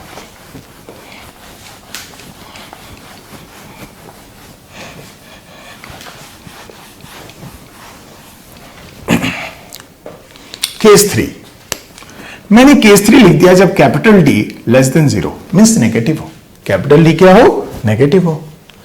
Root of negative number, root ऐसा कभी देखा मैं, रूट ऑफ -4 नहीं, ये रियल नहीं होता, इसको कहते हैं इमेजिनरी। रूट के अंदर इफ नेगेटिव आ जाए तो वो रियल नहीं होता है, वो क्या हो जाता है, इमेजिनरी, इमेजिनरी हो जाते हैं। मतलब if capital D less than zero हो जाए, वो पॉसिबल होता है क्या, बिल्कुल होता है। कैपिटल डी क्या था, बी स्क्वायर माइनस 4ac। अब ये ac की कुछ ऐसी वैल्यू ले लो जिससे B square minus 4ac negative हो जाएगी उस केस में। हाँ तो कैपिटल डी जब नेगेटिव हो तो इस capital root D, root of capital D क्या हो जाएगा, आप कहेंगे इमेजिनरी हो जाएगा। इफ कैपिटल डी इमेजिनरी हो गया तो ये अल्फा पूरा इमेजिनरी हो जाएगा और बीटा भी इमेजिनरी हो जाएंगी। आप इस केस में कहेंगे कि अल्फा एंड बीटा दोनों इमेजिनरी रूट्स हो जाएंगे, इमेजिनरी रूट्स। ये तो समझ गया, मतलब रूट्स रियल नहीं है। रूट्स कैसे होंगे यहां पे, इमेजिनरी। इसको सिंपल ग्राफिकल वे में कहें तो आप ऐसे कहेंगे, यहां पे जो पैराबोला होगा वो एक्स एक्सिस को किसी भी, इस केस में देखिए एक पॉइंट पे टच कर रहा था, है ना, जब डी जीरो था तो, और जब डी ग्रेटर देन जीरो था तो 2 पॉइंट पे टच कर रहा था, और जब डी नेगेटिव होगा तो पैराबोला होगी, बट वो पैराबोला जो होगी एक्स एक्सिस को एक भी पॉइंट पे टच नहीं करेगी। ओके चलिए, जब डी नेगेटिव हो जाएगा तो आपके फिर से एक केस ले लेंगे। तो पहला केस लिख देंगे ए ग्रेटर देन जीरो हो, मतलब कॉनकेव अपवर्ड, तो ये ग्राफ आपको ऐसा दिखेगा और ये एक्स एक्सिस को ये ग्राफ कहीं भी टच नहीं करेगा। एंड यहीं पे मैंने बी केस लिख दिया, ए इज लेस देन जीरो, तो ग्राफ कैसा बनेगा, मान लो ये एक्स एक्सिस है तो ग्राफ ऐसा है ना। ए इज लेस देन जीरो का मतलब कॉनकेव डाउनवर्ड, और इसमें ये जो ग्राफ पैराबोला होगा वो एक्स एक्सिस को एक भी पॉइंट पे टच नहीं करेगा। ओके तो ग्राफ बनाने के जितने भी पॉइंट्स होते थे उसका रेसिपी तैयार हो गया हमारे पास। अब मैं इन्हीं सारे पॉइंट को यूज करता हुआ मैं इसके इक्वेशन लिख दूंगा, एबीसी की वैल्यू दे दूंगा और वो एक क्वाड्रेटिक फंक्शन हो जाएगा और उसके ग्राफ बनाने की कोशिश करूंगा। ठीक है, तो अभी मैं पहले स्टेप लिख दूंगा, स्टेप 1 स्टेप 2, 4 स्टेप होते हैं, 4 स्टेप में लिख दूंगा। उन चारों स्टेप को फॉलो करते हुए मैं किसी भी क्वाड्रेटिक फंक्शन का ग्राफ बना पाऊंगा।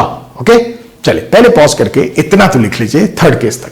ठीक है, अब हम लोग क्वाड्रेटिक फंक्शन के ग्राफ के जो स्टेप्स होते हैं वो करते हैं। पहले क्वाड्रेटिक फंक्शन के बारे में जो बेसिक थ्योरी थी वो याद रखेंगे।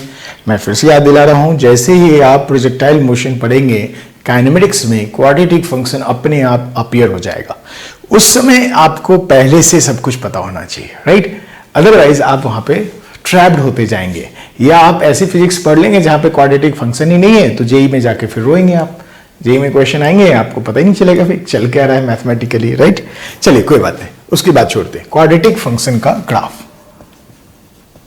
तो इसके 4 स्टेप होते हैं। 4 स्टेप आप फॉलो करेंगे तो आप बढ़िया सा एक ग्राफ बना लेंगे। ठीक है, तो पहले स्टेप मैंने क्या कहा, find y when x is 0। तो आप x की वैल्यू 0 रखेंगे तो y की वैल्यू क्या हो जाएगी, c। y की वैल्यू c हो जाएगी। तो मुझे उस ग्राफ का एक पॉइंट मिल गया, वो पॉइंट क्या हो गया, x की वैल्यू 0 तो y की वैल्यू क्या होगी, c। तो 0, c will be my first point. एक पॉइंट मुझे मिल गया। दूसरा पॉइंट मुझे वर्टेक्स से मिल जाएगा, वो क्या है, -b/2a। ये x कोऑर्डिनेट हो जाएगा वर्टेक्स का, और ये y कोऑर्डिनेट हो जाएगी -D/4a। कैपिटल D क्या थी, b² - 4ac। ओके, तो उस तरह से हम लोग वर्टेक्स, ये दूसरा पॉइंट मिल गया मुझे, वर्टेक्स वाला पॉइंट मिल गया एक, ये पॉइंट मिल गया 2। अब रूट्स 2 पॉसिबल रूट्स होते हैं, उसको निकाल लेंगे। एक क्या होगी, -b ±√D/2a। ओके, इसके कितने रूट्स पॉसिबल हैं, 2। और रूट्स के कौन कौन से केसेस होंगे अभी जस्ट हम लोगों ने पढ़ा हुआ है, राइट? अच्छा, ये हम लोगों ने पहले पढ़ा था। इफ a की वैल्यू मोर देन 0 हुई, मींस पॉजिटिव हुई, तो आपको ग्राफ ऊपर की तरफ दिखेगा, कॉनकेव अपवर्ड। और इफ a लेस देन 0 हुई, मींस नेगेटिव हो गई, तो आपको ग्राफ नीचे की तरफ दिखेगा, मींस कॉनकेव डाउनवर्ड दिखेगा। इन चारों पॉइंट का ध्यान रखेंगे तो आप कोई भी ग्राफ बना लेंगे। तो फर्स्ट इसको देखते हैं। मैंने 3 क्वेश्चन लिख दिए हैं, तो फर्स्ट क्वेश्चन को करते हैं। x² y = x² - 3x + 2, इसका ग्राफ बनाना है आपको। ओके, मैं बाकी सबको हटा लेता हूं, ओके, बाद में मैं लिख लूंगा। चलिए, इसका ग्राफ बनाना है। तो पहला 4 पॉइंट हम लोग कलेक्ट करेंगे। पहला स्टेप, फटाफट पहला स्टेप भाई साहब, पहला स्टेप क्या लिखेंगे, 0, c। तो एक पॉइंट क्या होगा, 0, c। अच्छा, रुको तो मैं ग्राफ भी बनाते जाता हूं। रुको, यहां पे मैं ग्राफ बना लेता हूं। देखो, मैंने ऐसे लिख दिया, ये हमारी x एक्सिस, ये हमारा y एक्सिस। तो पहला पॉइंट क्या हो जाता है, 0, c, मतलब 0, 2, है ना? तो पहला स्टेप, तो पहला पॉइंट जो है उसकी x कोऑर्डिनेट 0 है, y कोऑर्डिनेट 2 है, मतलब यहां कहीं होगा, यहां लिख दिया। ये हो गई हमारी 0, 2, मतलब ग्राफ इस पॉइंट से कट होके जाने वाला या पास होने वाला है। चलिए दूसरा पॉइंट देखते हैं। दूसरा पॉइंट क्या है, वर्टेक्स। अच्छा, इस ग्राफ, इसमें देखिए, इस इक्वेशन में a की वैल्यू क्या है, कहेंगे 1, x² का कोएफिशिएंट। b क्या है, तो आप कहेंगे -3, x का कोएफिशिएंट।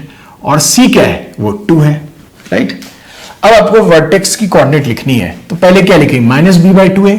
चलो भाई, -b मतलब -b मींस -3/2a, 2 × 1, 2 × 1 इज 2। ये हो जाती आपकी x कोऑर्डिनेट। तो -3/2 क्या हो जाती, 3/2 हो जाती। मैं लिख देता हूं 3/2, कॉमा। दूसरा क्या है, -d, तो पहले d निकाल लो। d क्या मैंने बोला था, b² - 4ac। b² मींस -3 का स्क्वायर, -4, a की वैल्यू 1, c की वैल्यू 2। देखो 9 - 8 हो रही है, मींस 1। चलिए, d की वैल्यू 1 है, तो ये हो जाता -d - 1/4a मींस 4। तो मुझे दूसरा जो पॉइंट मिला वो आया 3/2, -1/4। तो जो वर्टेक्स है उसकी जो x कोऑर्डिनेट है वो 3/2 है, y कोऑर्डिनेट क्या है, -1/4 है। ओके, चलो अभी ग्राफ नहीं बनाते, रुको। तीसरा, रूट्स देख लेते हैं। तो क्या कैपिटल D आपको पॉजिटिव दिखी, हाँ, तो आपको अल्फा बीटा 2 रूट दिख जाएंगे। क्या लिखूंगा मैं, -b, ये वाला लिख देता हूं। -b मींस -3 3 हो जाएगी, प्लस माइनस √d क्या है, 1 है, d की वैल्यू, अपॉन 2a, 2 ए की वैल्यू 1, 2 इंटू 1 इज 2, तो ये लिख देते 3 plus minus root of 1 1 upon 2। तो मान लो अल्फा को आप लिख लेते 3 प्लस 1/2 मीन्स 4/2 मीन्स 2, तो बीटा क्या हो जाती है 3 minus 1/2 means 3 minus 1 is 2 upon 2 is 1। तो मुझे इसके दो रूट मिल गए 2 and 1। रूट क्या होते थे, ये ऐसे पॉइंट है जहां पे ग्राफ एक्स एक्सिस को कट कर रही है, इसका मतलब y कोऑर्डिनेट 0 है। तो इस रूट के लिए करस्पॉन्डिंग आपको ग्राफ में कहां पे कट करता तो आप लिखते 2, 0 और इसके लिए कोऑर्डिनेट लिखना होता तो 1, 0। ये थर्ड पॉइंट हो गया। फोर्थ पॉइंट तो सबसे पहले देख लेना चाहिए था, यहां पे a की वैल्यू क्या 1 मींस पॉजिटिव है, यस, मतलब हमारा ग्राफ जो दिखेगा वो कॉनकेव अपवर्ड दिखना चाहिए। ठीक है, ये चारों डेटा मैंने रख ली और देखते हैं। पहला पॉइंट तो मैंने बना लिया था, दूसरा पॉइंट पहले देखना है ग्राफ कैसा दिखने वाला है। तो ग्राफ मुझे कॉनकेव अपवर्ड दिखने वाला है। ऐसा क्यों दिखने वाला है ग्राफ, क्योंकि a की वैल्यू पॉजिटिव है। चलिए वर्टेक्स देखते हैं। 3/2 मतलब x कोऑर्डिनेट 3/2 मींस यहां और y कोऑर्डिनेट नेगेटिव यहां कहीं होगा, है ना। तो मैं इस पॉइंट के लिए कोऑर्डिनेट लिख देता हूं 3/2 कॉमा -1/4 मींस y की वैल्यू नेगेटिव में और x की वैल्यू 3/2, राइट। तो एक पॉइंट ये हो गया, ये वर्टेक्स हो गया। चलो भाई वर्टेक्स रूट्स देखते हैं। तो ग्राफ में एक रूट देखिए 1, 0 है, मतलब ये 3/2 है तो 1, 0 यहां होता है ना, ये हो जाता 1, 0। इसको लिख देते हैं 1, 0 इस पॉइंट को। चलिए भाई दूसरा क्या है 2, 0 मतलब ये देखो 3/2 है तो ये 1, 0 तो 3/2 से इधर होती, ये लिख देता मैं 2, 0। मतलब ग्राफ इन दोनों पॉइंट को कट करेगी, यहां पे वर्टेक्स बनाएगी और उससे पास करेगी। ओके चलिए यहां तक समझ में आई बात। अब मैं जानता हूं ये जो ग्राफ बनने वाला है वो कॉनकेव अपवर्ड बनने वाला है। तो मैं देखो ग्राफ देखो ध्यान से अंदाजे से बनाना पड़ेगा यहां, है ना। ये वर्टेक्स है तो वर्टेक्स मैंने दिखा दिया, इधर की कहानी इधर और इधर की कहानी में मुझे उससे पास कराना है ऐसा। और ये जो ग्राफ हुआ ये हो गई मेरी पैराबोला की ग्राफ। ओके इस तरह से हम लोगों ने इस इक्वेशन का वो ग्राफ बना लिया। ओके आई होप समझ में आया। इस पार्ट को नहीं समझ में आया तो एक बार रिपीट कीजिए, बिल्कुल नहीं समझ में आया तो कमेंट करके मुझसे पूछ लीजिए कि सर एक्सप्लेनेशन नहीं समझ में आया। आई होप मैंने जितना बेसिक बताया तो आपको समझ में आएगा। 4 स्टेप लेना है फटाफट करने। अब इसीलिए मैंने जानबूझ के 2 और क्वेश्चन में सॉल्व करूंगा जिससे और भी क्लियर हो जाए आपका कॉन्सेप्ट। ओके चलिए इसको मैं हटा लेता हूं, आप पॉज करके सबको लिख लीजिए। मैं ये क्वेश्चन हटा देता हूं और मैं अपना दूसरा इक्वेशन लिख देता हूं या दूसरा फंक्शन लिख देता हूं। ओके मेरा दूसरा फंक्शन क्या था भाई, हाँ ये था दूसरा y is equal to -x² plus 5x plus 6, है ना। इसका अब ग्राफ बनाना है अपने को। ठीक है पहला ग्राफ बना लिया, दूसरा ग्राफ। चलो भाई पहले तो a बताओ क्या है। x स्क्वायर का जो कोएफिशिएंट है वो -1 है, b क्या है x का कोएफिशिएंट 5 है और c क्या है 6 है। चलो d भी निकाल के रख लेते हैं। d क्या लिखते थे आप b² -4ac, तो b² मींस 5 का स्क्वायर -4a -1 c इज 6। तो ये 25 माइनस माइनस प्लस हो जाएगा प्लस 24 की हो गई 49। चलो भाई साहब अब मैं पहले नंबर पे आता हूं। पहला पॉइंट क्या है हमारा, अब हम लोग सेकंड मैंने फंक्शन लिख दिया y is equal to -x² plus 5x -6, इसका ग्राफ ड्रॉ करना है हमें। तो ठीक है तो करते हैं। पहले तो मैं ये करता हूं a b c लिख लेता हूं। a क्या होगा x² का कोएफिशिएंट -1 है, b क्या है +5 है, c क्या है ये वाला पार्ट -6 है। चलो अच्छा कैपिटल D भी निकाल लेता हूं। ये क्या होता था b² -4ac। चलो भाई साहब b² मींस 5 का स्क्वायर -4 a की वैल्यू -1 c की वैल्यू -6 और ये 3 बार माइनस तो माइनस ही आ जाएगा। 25 -24 तो 1 हो गया। कैपिटल D की वैल्यू हो गई 1। ओके चलो भाई साहब अब पहला पॉइंट हमारा होता है पॉइंट 0, c मतलब 0, -6 मतलब इस पॉइंट से ग्राफ तो पास होगी, मतलब x कोऑर्डिनेट 0 और y कोऑर्डिनेट -6 मतलब -6 मान लो यहां पे मैं बना लेता हूं 0, -6 ग्राफ इस पॉइंट से पास होगी, इतना श्योर है। चलो भाई साहब दूसरा पॉइंट लिखते हैं। वर्टेक्स क्या है -b/2a, तो -b means -5 upon 2a means 2 - -1 2 × -1। ठीक है कॉमा माइनस डी, तो minus of 1 upon 4a, 4a की वैल्यू -1। ओके, इसको सॉल्व करो, ये आ जा रही 2.5, यस 2.5, कॉमा ये हो जा रही है 1/4 में 0.25, तो वर्टेक्स की कोऑर्डिनेट मुझे मिल गई 2.5 कॉमा 0.25, है ना। रोक के ये छोटे छोटे कैलकुलेशन आप कर सकते हैं, यस। तो वर्टेक्स की वैल्यू हो गई x coordinate 2.5, let x coordinate यहां लेते हैं, और ये है वाई कोऑर्डिनेट जो है 0.24 है, मतलब यहां, ठीक है। इसकी कोऑर्डिनेट में लिख देता हूं 2.5 कॉमा 0.25, मतलब एक्स कोऑर्डिनेट ये वैल्यू 2.5 और ये वाली वैल्यू 0.25। ओके, ये हो गई वर्टेक्स। चलो भाई साहब, थर्ड पॉइंट के रूट्स, इसके कितने रूट होने वाले हैं? डी देखो पॉजिटिव है, इसके 2 रूट होने वाले हैं, तो अल्फा कॉमा बीटा लिख लेते हैं माइनस बी, तो -5 plus minus under root D, D की वैल्यू है 1 upon 2a means 2 into -1। Okay, तो ये हो जाती, देखो 2 रूट आ जाता है ना, तो -5 प्लस माइनस ये 1 ही हो जाता, रूट ऑफ 1, और ये -2 हो जाता, तो एक वैल्यू क्या आ जाती, -5 प्लस 1 अपॉन -2, ये देखो ऊपर में -4 अपॉन -2, 2 हो जाती। वैसे बीटा देखते -1 -5 -1 अपॉन -2, ये क्या आ जाती, -6 अपॉन -2, तो 3 हो जाती। तो इसकी 2 रूट हो गई, एक हो जाता, मतलब 2 पॉइंट हो जाती जिससे ग्राफ पास होगी, एक रूट से पास होती तो 2,0 और दूसरे रूट से पास होती 3,0। ओके ओके, इसका मतलब एक 2,0, मतलब ये देखो 2.5 एक्स कोऑर्डिनेट है, तो ये हो जाता 2,0 और दूसरा हो जाता 3,0। इस पॉइंट से भी पास होगी, इस पॉइंट से भी पास होगी, ये वर्टेक्स हो जाएगा, इस पॉइंट से पास होगी। ओके, लास्ट पॉइंट तो देखने की जरूरत ही नहीं है। यहाँ ए क्या है, नेगेटिव, नेगेटिव का मतलब कॉनकेव डाउनवर्ड, वो तो अभी तक पता भी चल गया है कि ये ग्राफ जो बनने वाला है कॉनकेव डाउनवर्ड बनने वाला है। ओके, चलो बना लेते हैं। चलो भाई साहब देखो, ऐसे मिला लिया, ऐसा कॉनकेव डाउनवर्ड, ये तो इधर बना लिया ऐसा, और यहां से इस पॉइंट से जाना चाहिए, तो मैं ऐसा अंदाजे से ऐसा बना लिया। ओके, और ये ग्राफ ऐसा बन जाएगा, ऐसा, ठीक है। ये हम लोगों ने अप्रोक्सीमेट ग्राफ बना लिया, और बहुत अच्छा है, बहुत अच्छा ग्राफ बना लिया। ओके, अच्छा एक बात और गौर करने वाली बात होती है, उसको मैं बता ही देता हूं जो काम में आएगा आपको।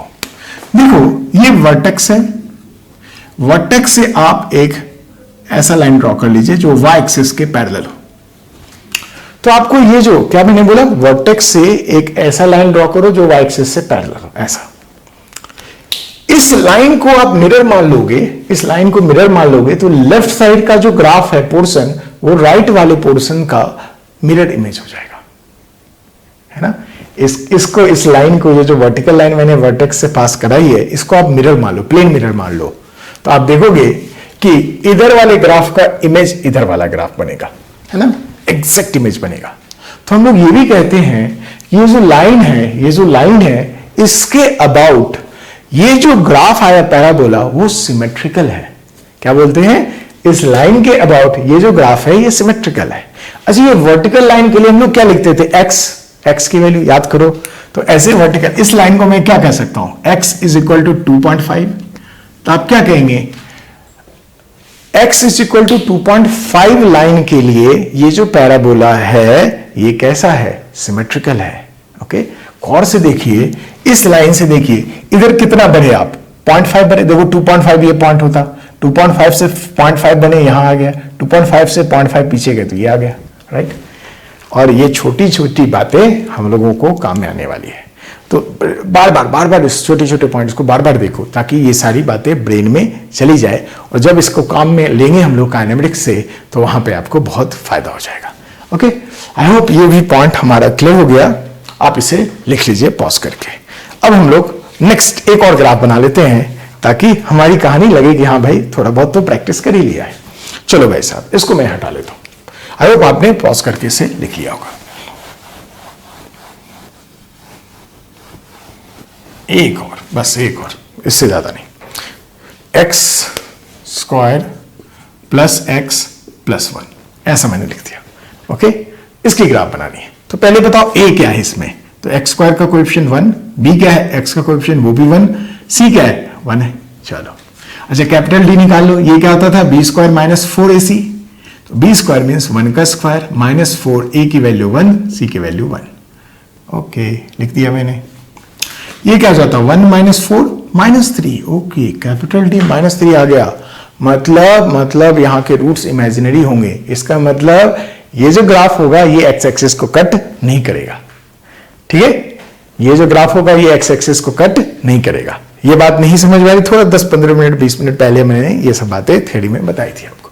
चलो सर, चलो पहला पॉइंट 0, मतलब 0,1, एक पॉइंट तो ये हो गया 0,1। रुको इसको मैं मिटा देता हूं, फिर से आपको समझा देता हूं।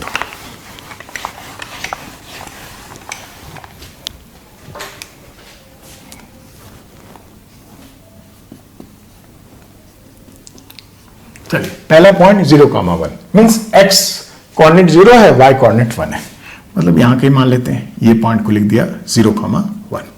चलो भाई साहब आगे बढ़ते हैं। दूसरा पॉइंट वर्टेक्स क्या है -b/2a, तो -b means minus of 1 upon 2a means 2 into 1 2, -d/4a, तो माइनस ऑफ d -3 का माइनस करना होगा 3 हो जाएगा, अपॉन 4a मतलब 4 into 1 4 हो जाता, तो ये हो गई हमारी, ठीक है। ये होगी किसकी कोऑर्डिनेट, तो आप लिख देंगे ये होगी वर्टेक्स की कोऑर्डिनेट। ओके मतलब x की वैल्यू -1/2, मतलब यहां मान लो x -1/2 है, तो y की वैल्यू 3/4 है, मतलब यहां कहीं है, ठीक है। इसको लिख दिया मैंने, कोऑर्डिनेट लिख दिया -12, 3/4, ये हो गई हमारी वर्टेक्स। चलो भाई साहब अब तो ग्राफ अंदाजा लग गया मुझे। ओके तीसरा रूट्स से इमेजिनरी आएंगे, रूट्स की जरूरत नहीं है। फोर्थ पॉइंट, इसकी ए पॉजिटिव है, हाँ तो कॉनकेव अपवर्ड दिखेगा, यहां से भी दिख गया होगा, कॉनकेव अपवर्ड ही दिखना चाहिए था। चलिए भाई साहब कॉनकेव अपवर्ड, तो इन दोनों को मिला के मैंने कॉनकेव अपवर्ड इधर बना दिया। अभी जस्ट मैंने आपको बताया था, थोड़ा सा आप अंदाजा लगा के करेंगे तो वर्टिकल लाइन यहां से ड्रॉ कर लिया और ऐसा ही सिमेट्रिकल लाइन इधर ड्रॉ कर लो। ओके ऐसा ही सिमेट्रिकल लाइन इधर ड्रॉ कर लो। इस तरह से ये ग्राफ भी हमारा बनके तैयार हो गया। आई होप आपको ये बात समझ में आ गई होगी, है ना, कि क्वाड्रेटिक फंक्शन का जो ग्राफ होता है वो पैराबोलिक होता है। मैंने 3 एग्जाम्पल ले लिए, उसकी थ्योरी बहुत डिटेल में पढ़ा दी और मैंने ये भी बता दिया ये कहां पे आएगा, तो आप कहेंगे काइनेमेटिक्स 2D मोशन में आएगा सर, और बहुत जम के आएगा। कैसा होता है काइनेमेटिक्स 2D, तो मैं एक एग्जाम्पल से आपको बता देता हूं। आई होप ये आपने लिख लिया होगा, जिसको आप प्रोजेक्टाइल मोशन भी कहते हैं। प्रोजेक्टाइल मोशन में ये पैराबोलिक ग्राफ बनना शुरू हो जाएंगे। तो जैसे मैंने कहा एक ग्राउंड ले लिया, ग्राउंड से एक पार्टिकल को मैंने ऐसे थ्रो कर दी ऐसा, तो आप देखोगे वो पार्टिकल ना ऐसे जाएगी और ये जो ग्राफ बनने वाला होगा, ये जो पाथ बनने वाला है, ये कैसा पाथ बनेगा, तो आप कहेंगे पैराबोलिक पाथ बनेगा। ठीक है, आप ध्यान रखना जब आप करेंगे काइनेमेटिक्स, तो वहां पे देखोगे straight line path and parabolic path बहुत कॉमन है, बहुत कॉमन है। अच्छा और भी पाथ मैं पर्सनली, आप जब काइनेमेटिक्स मेरा देखेंगे तो वहां पे मैं अभी आगे लूंगा लेक्चर्स, तो वहां देखेंगे मैं सर्कल भी यूज कर लूंगा। ओके, और कभी कभी मन किया तो हाइपरबोला यूज कर लूंगा, तो वो भी जो सारी बातें हैं इसके नेक्स्ट वीडियो में आप देखेंगे। ओके, तो फंक्शन इन ग्राफ मैंने स्टार्ट किया था इस वीडियो में, और स्ट्रेट लाइन ग्राफ और पैराबोलिक ग्राफ, या आप क्वाड्रेटिक फंक्शन कर सकते, इसको समझाया, फंक्शन क्या होता है वो समझाया, डोमेन रेंज क्या होती है वो सब समझाई, एक्सेट्रा एक्सेट्रा। राइट, इस वीडियो को आराम से पॉज करके देखिए, रोक रोक के पढ़िए, है ना। मूवीज की तरह वीडियोस को मत देखिए, है ना। एजुकेशनल वीडियोस को हमेशा नोटबुक के साथ लिखिए रखिए, है ना। और जैसे थोड़ी सी बात पढ़ाई हो जाती है या समझा दी जाती है, उसको आराम से नोट कर लेते हैं, फिर आगे बढ़ते हैं। ओके, ताकि आपका एक अच्छा सा नोट्स भी बनता जाए, और उससे फायदा क्या होता है, आपको रिवीजन के समय बहुत बहुत फायदा होता है उस नोट्स का। ओके, चलिए इसी के साथ ये वाला लेक्चर हम लोग खत्म करते हैं। आई होप आपको ये लेक्चर पसंद आया होगा तो आप लाइक कीजिए। अभी तक आपने वीडियोस मेरे चैनल को सब्सक्राइब नहीं किया है तो आप सब्सक्राइब कर लीजिए। ओके, और दोस्तों के साथ जरूर शेयर कीजिए, या ऐसे लोग जिनको फिजिक्स पढ़ना पढ़ाना अच्छा लगता है उनके साथ भी आप शेयर कर सकते हैं। Okay, thank you.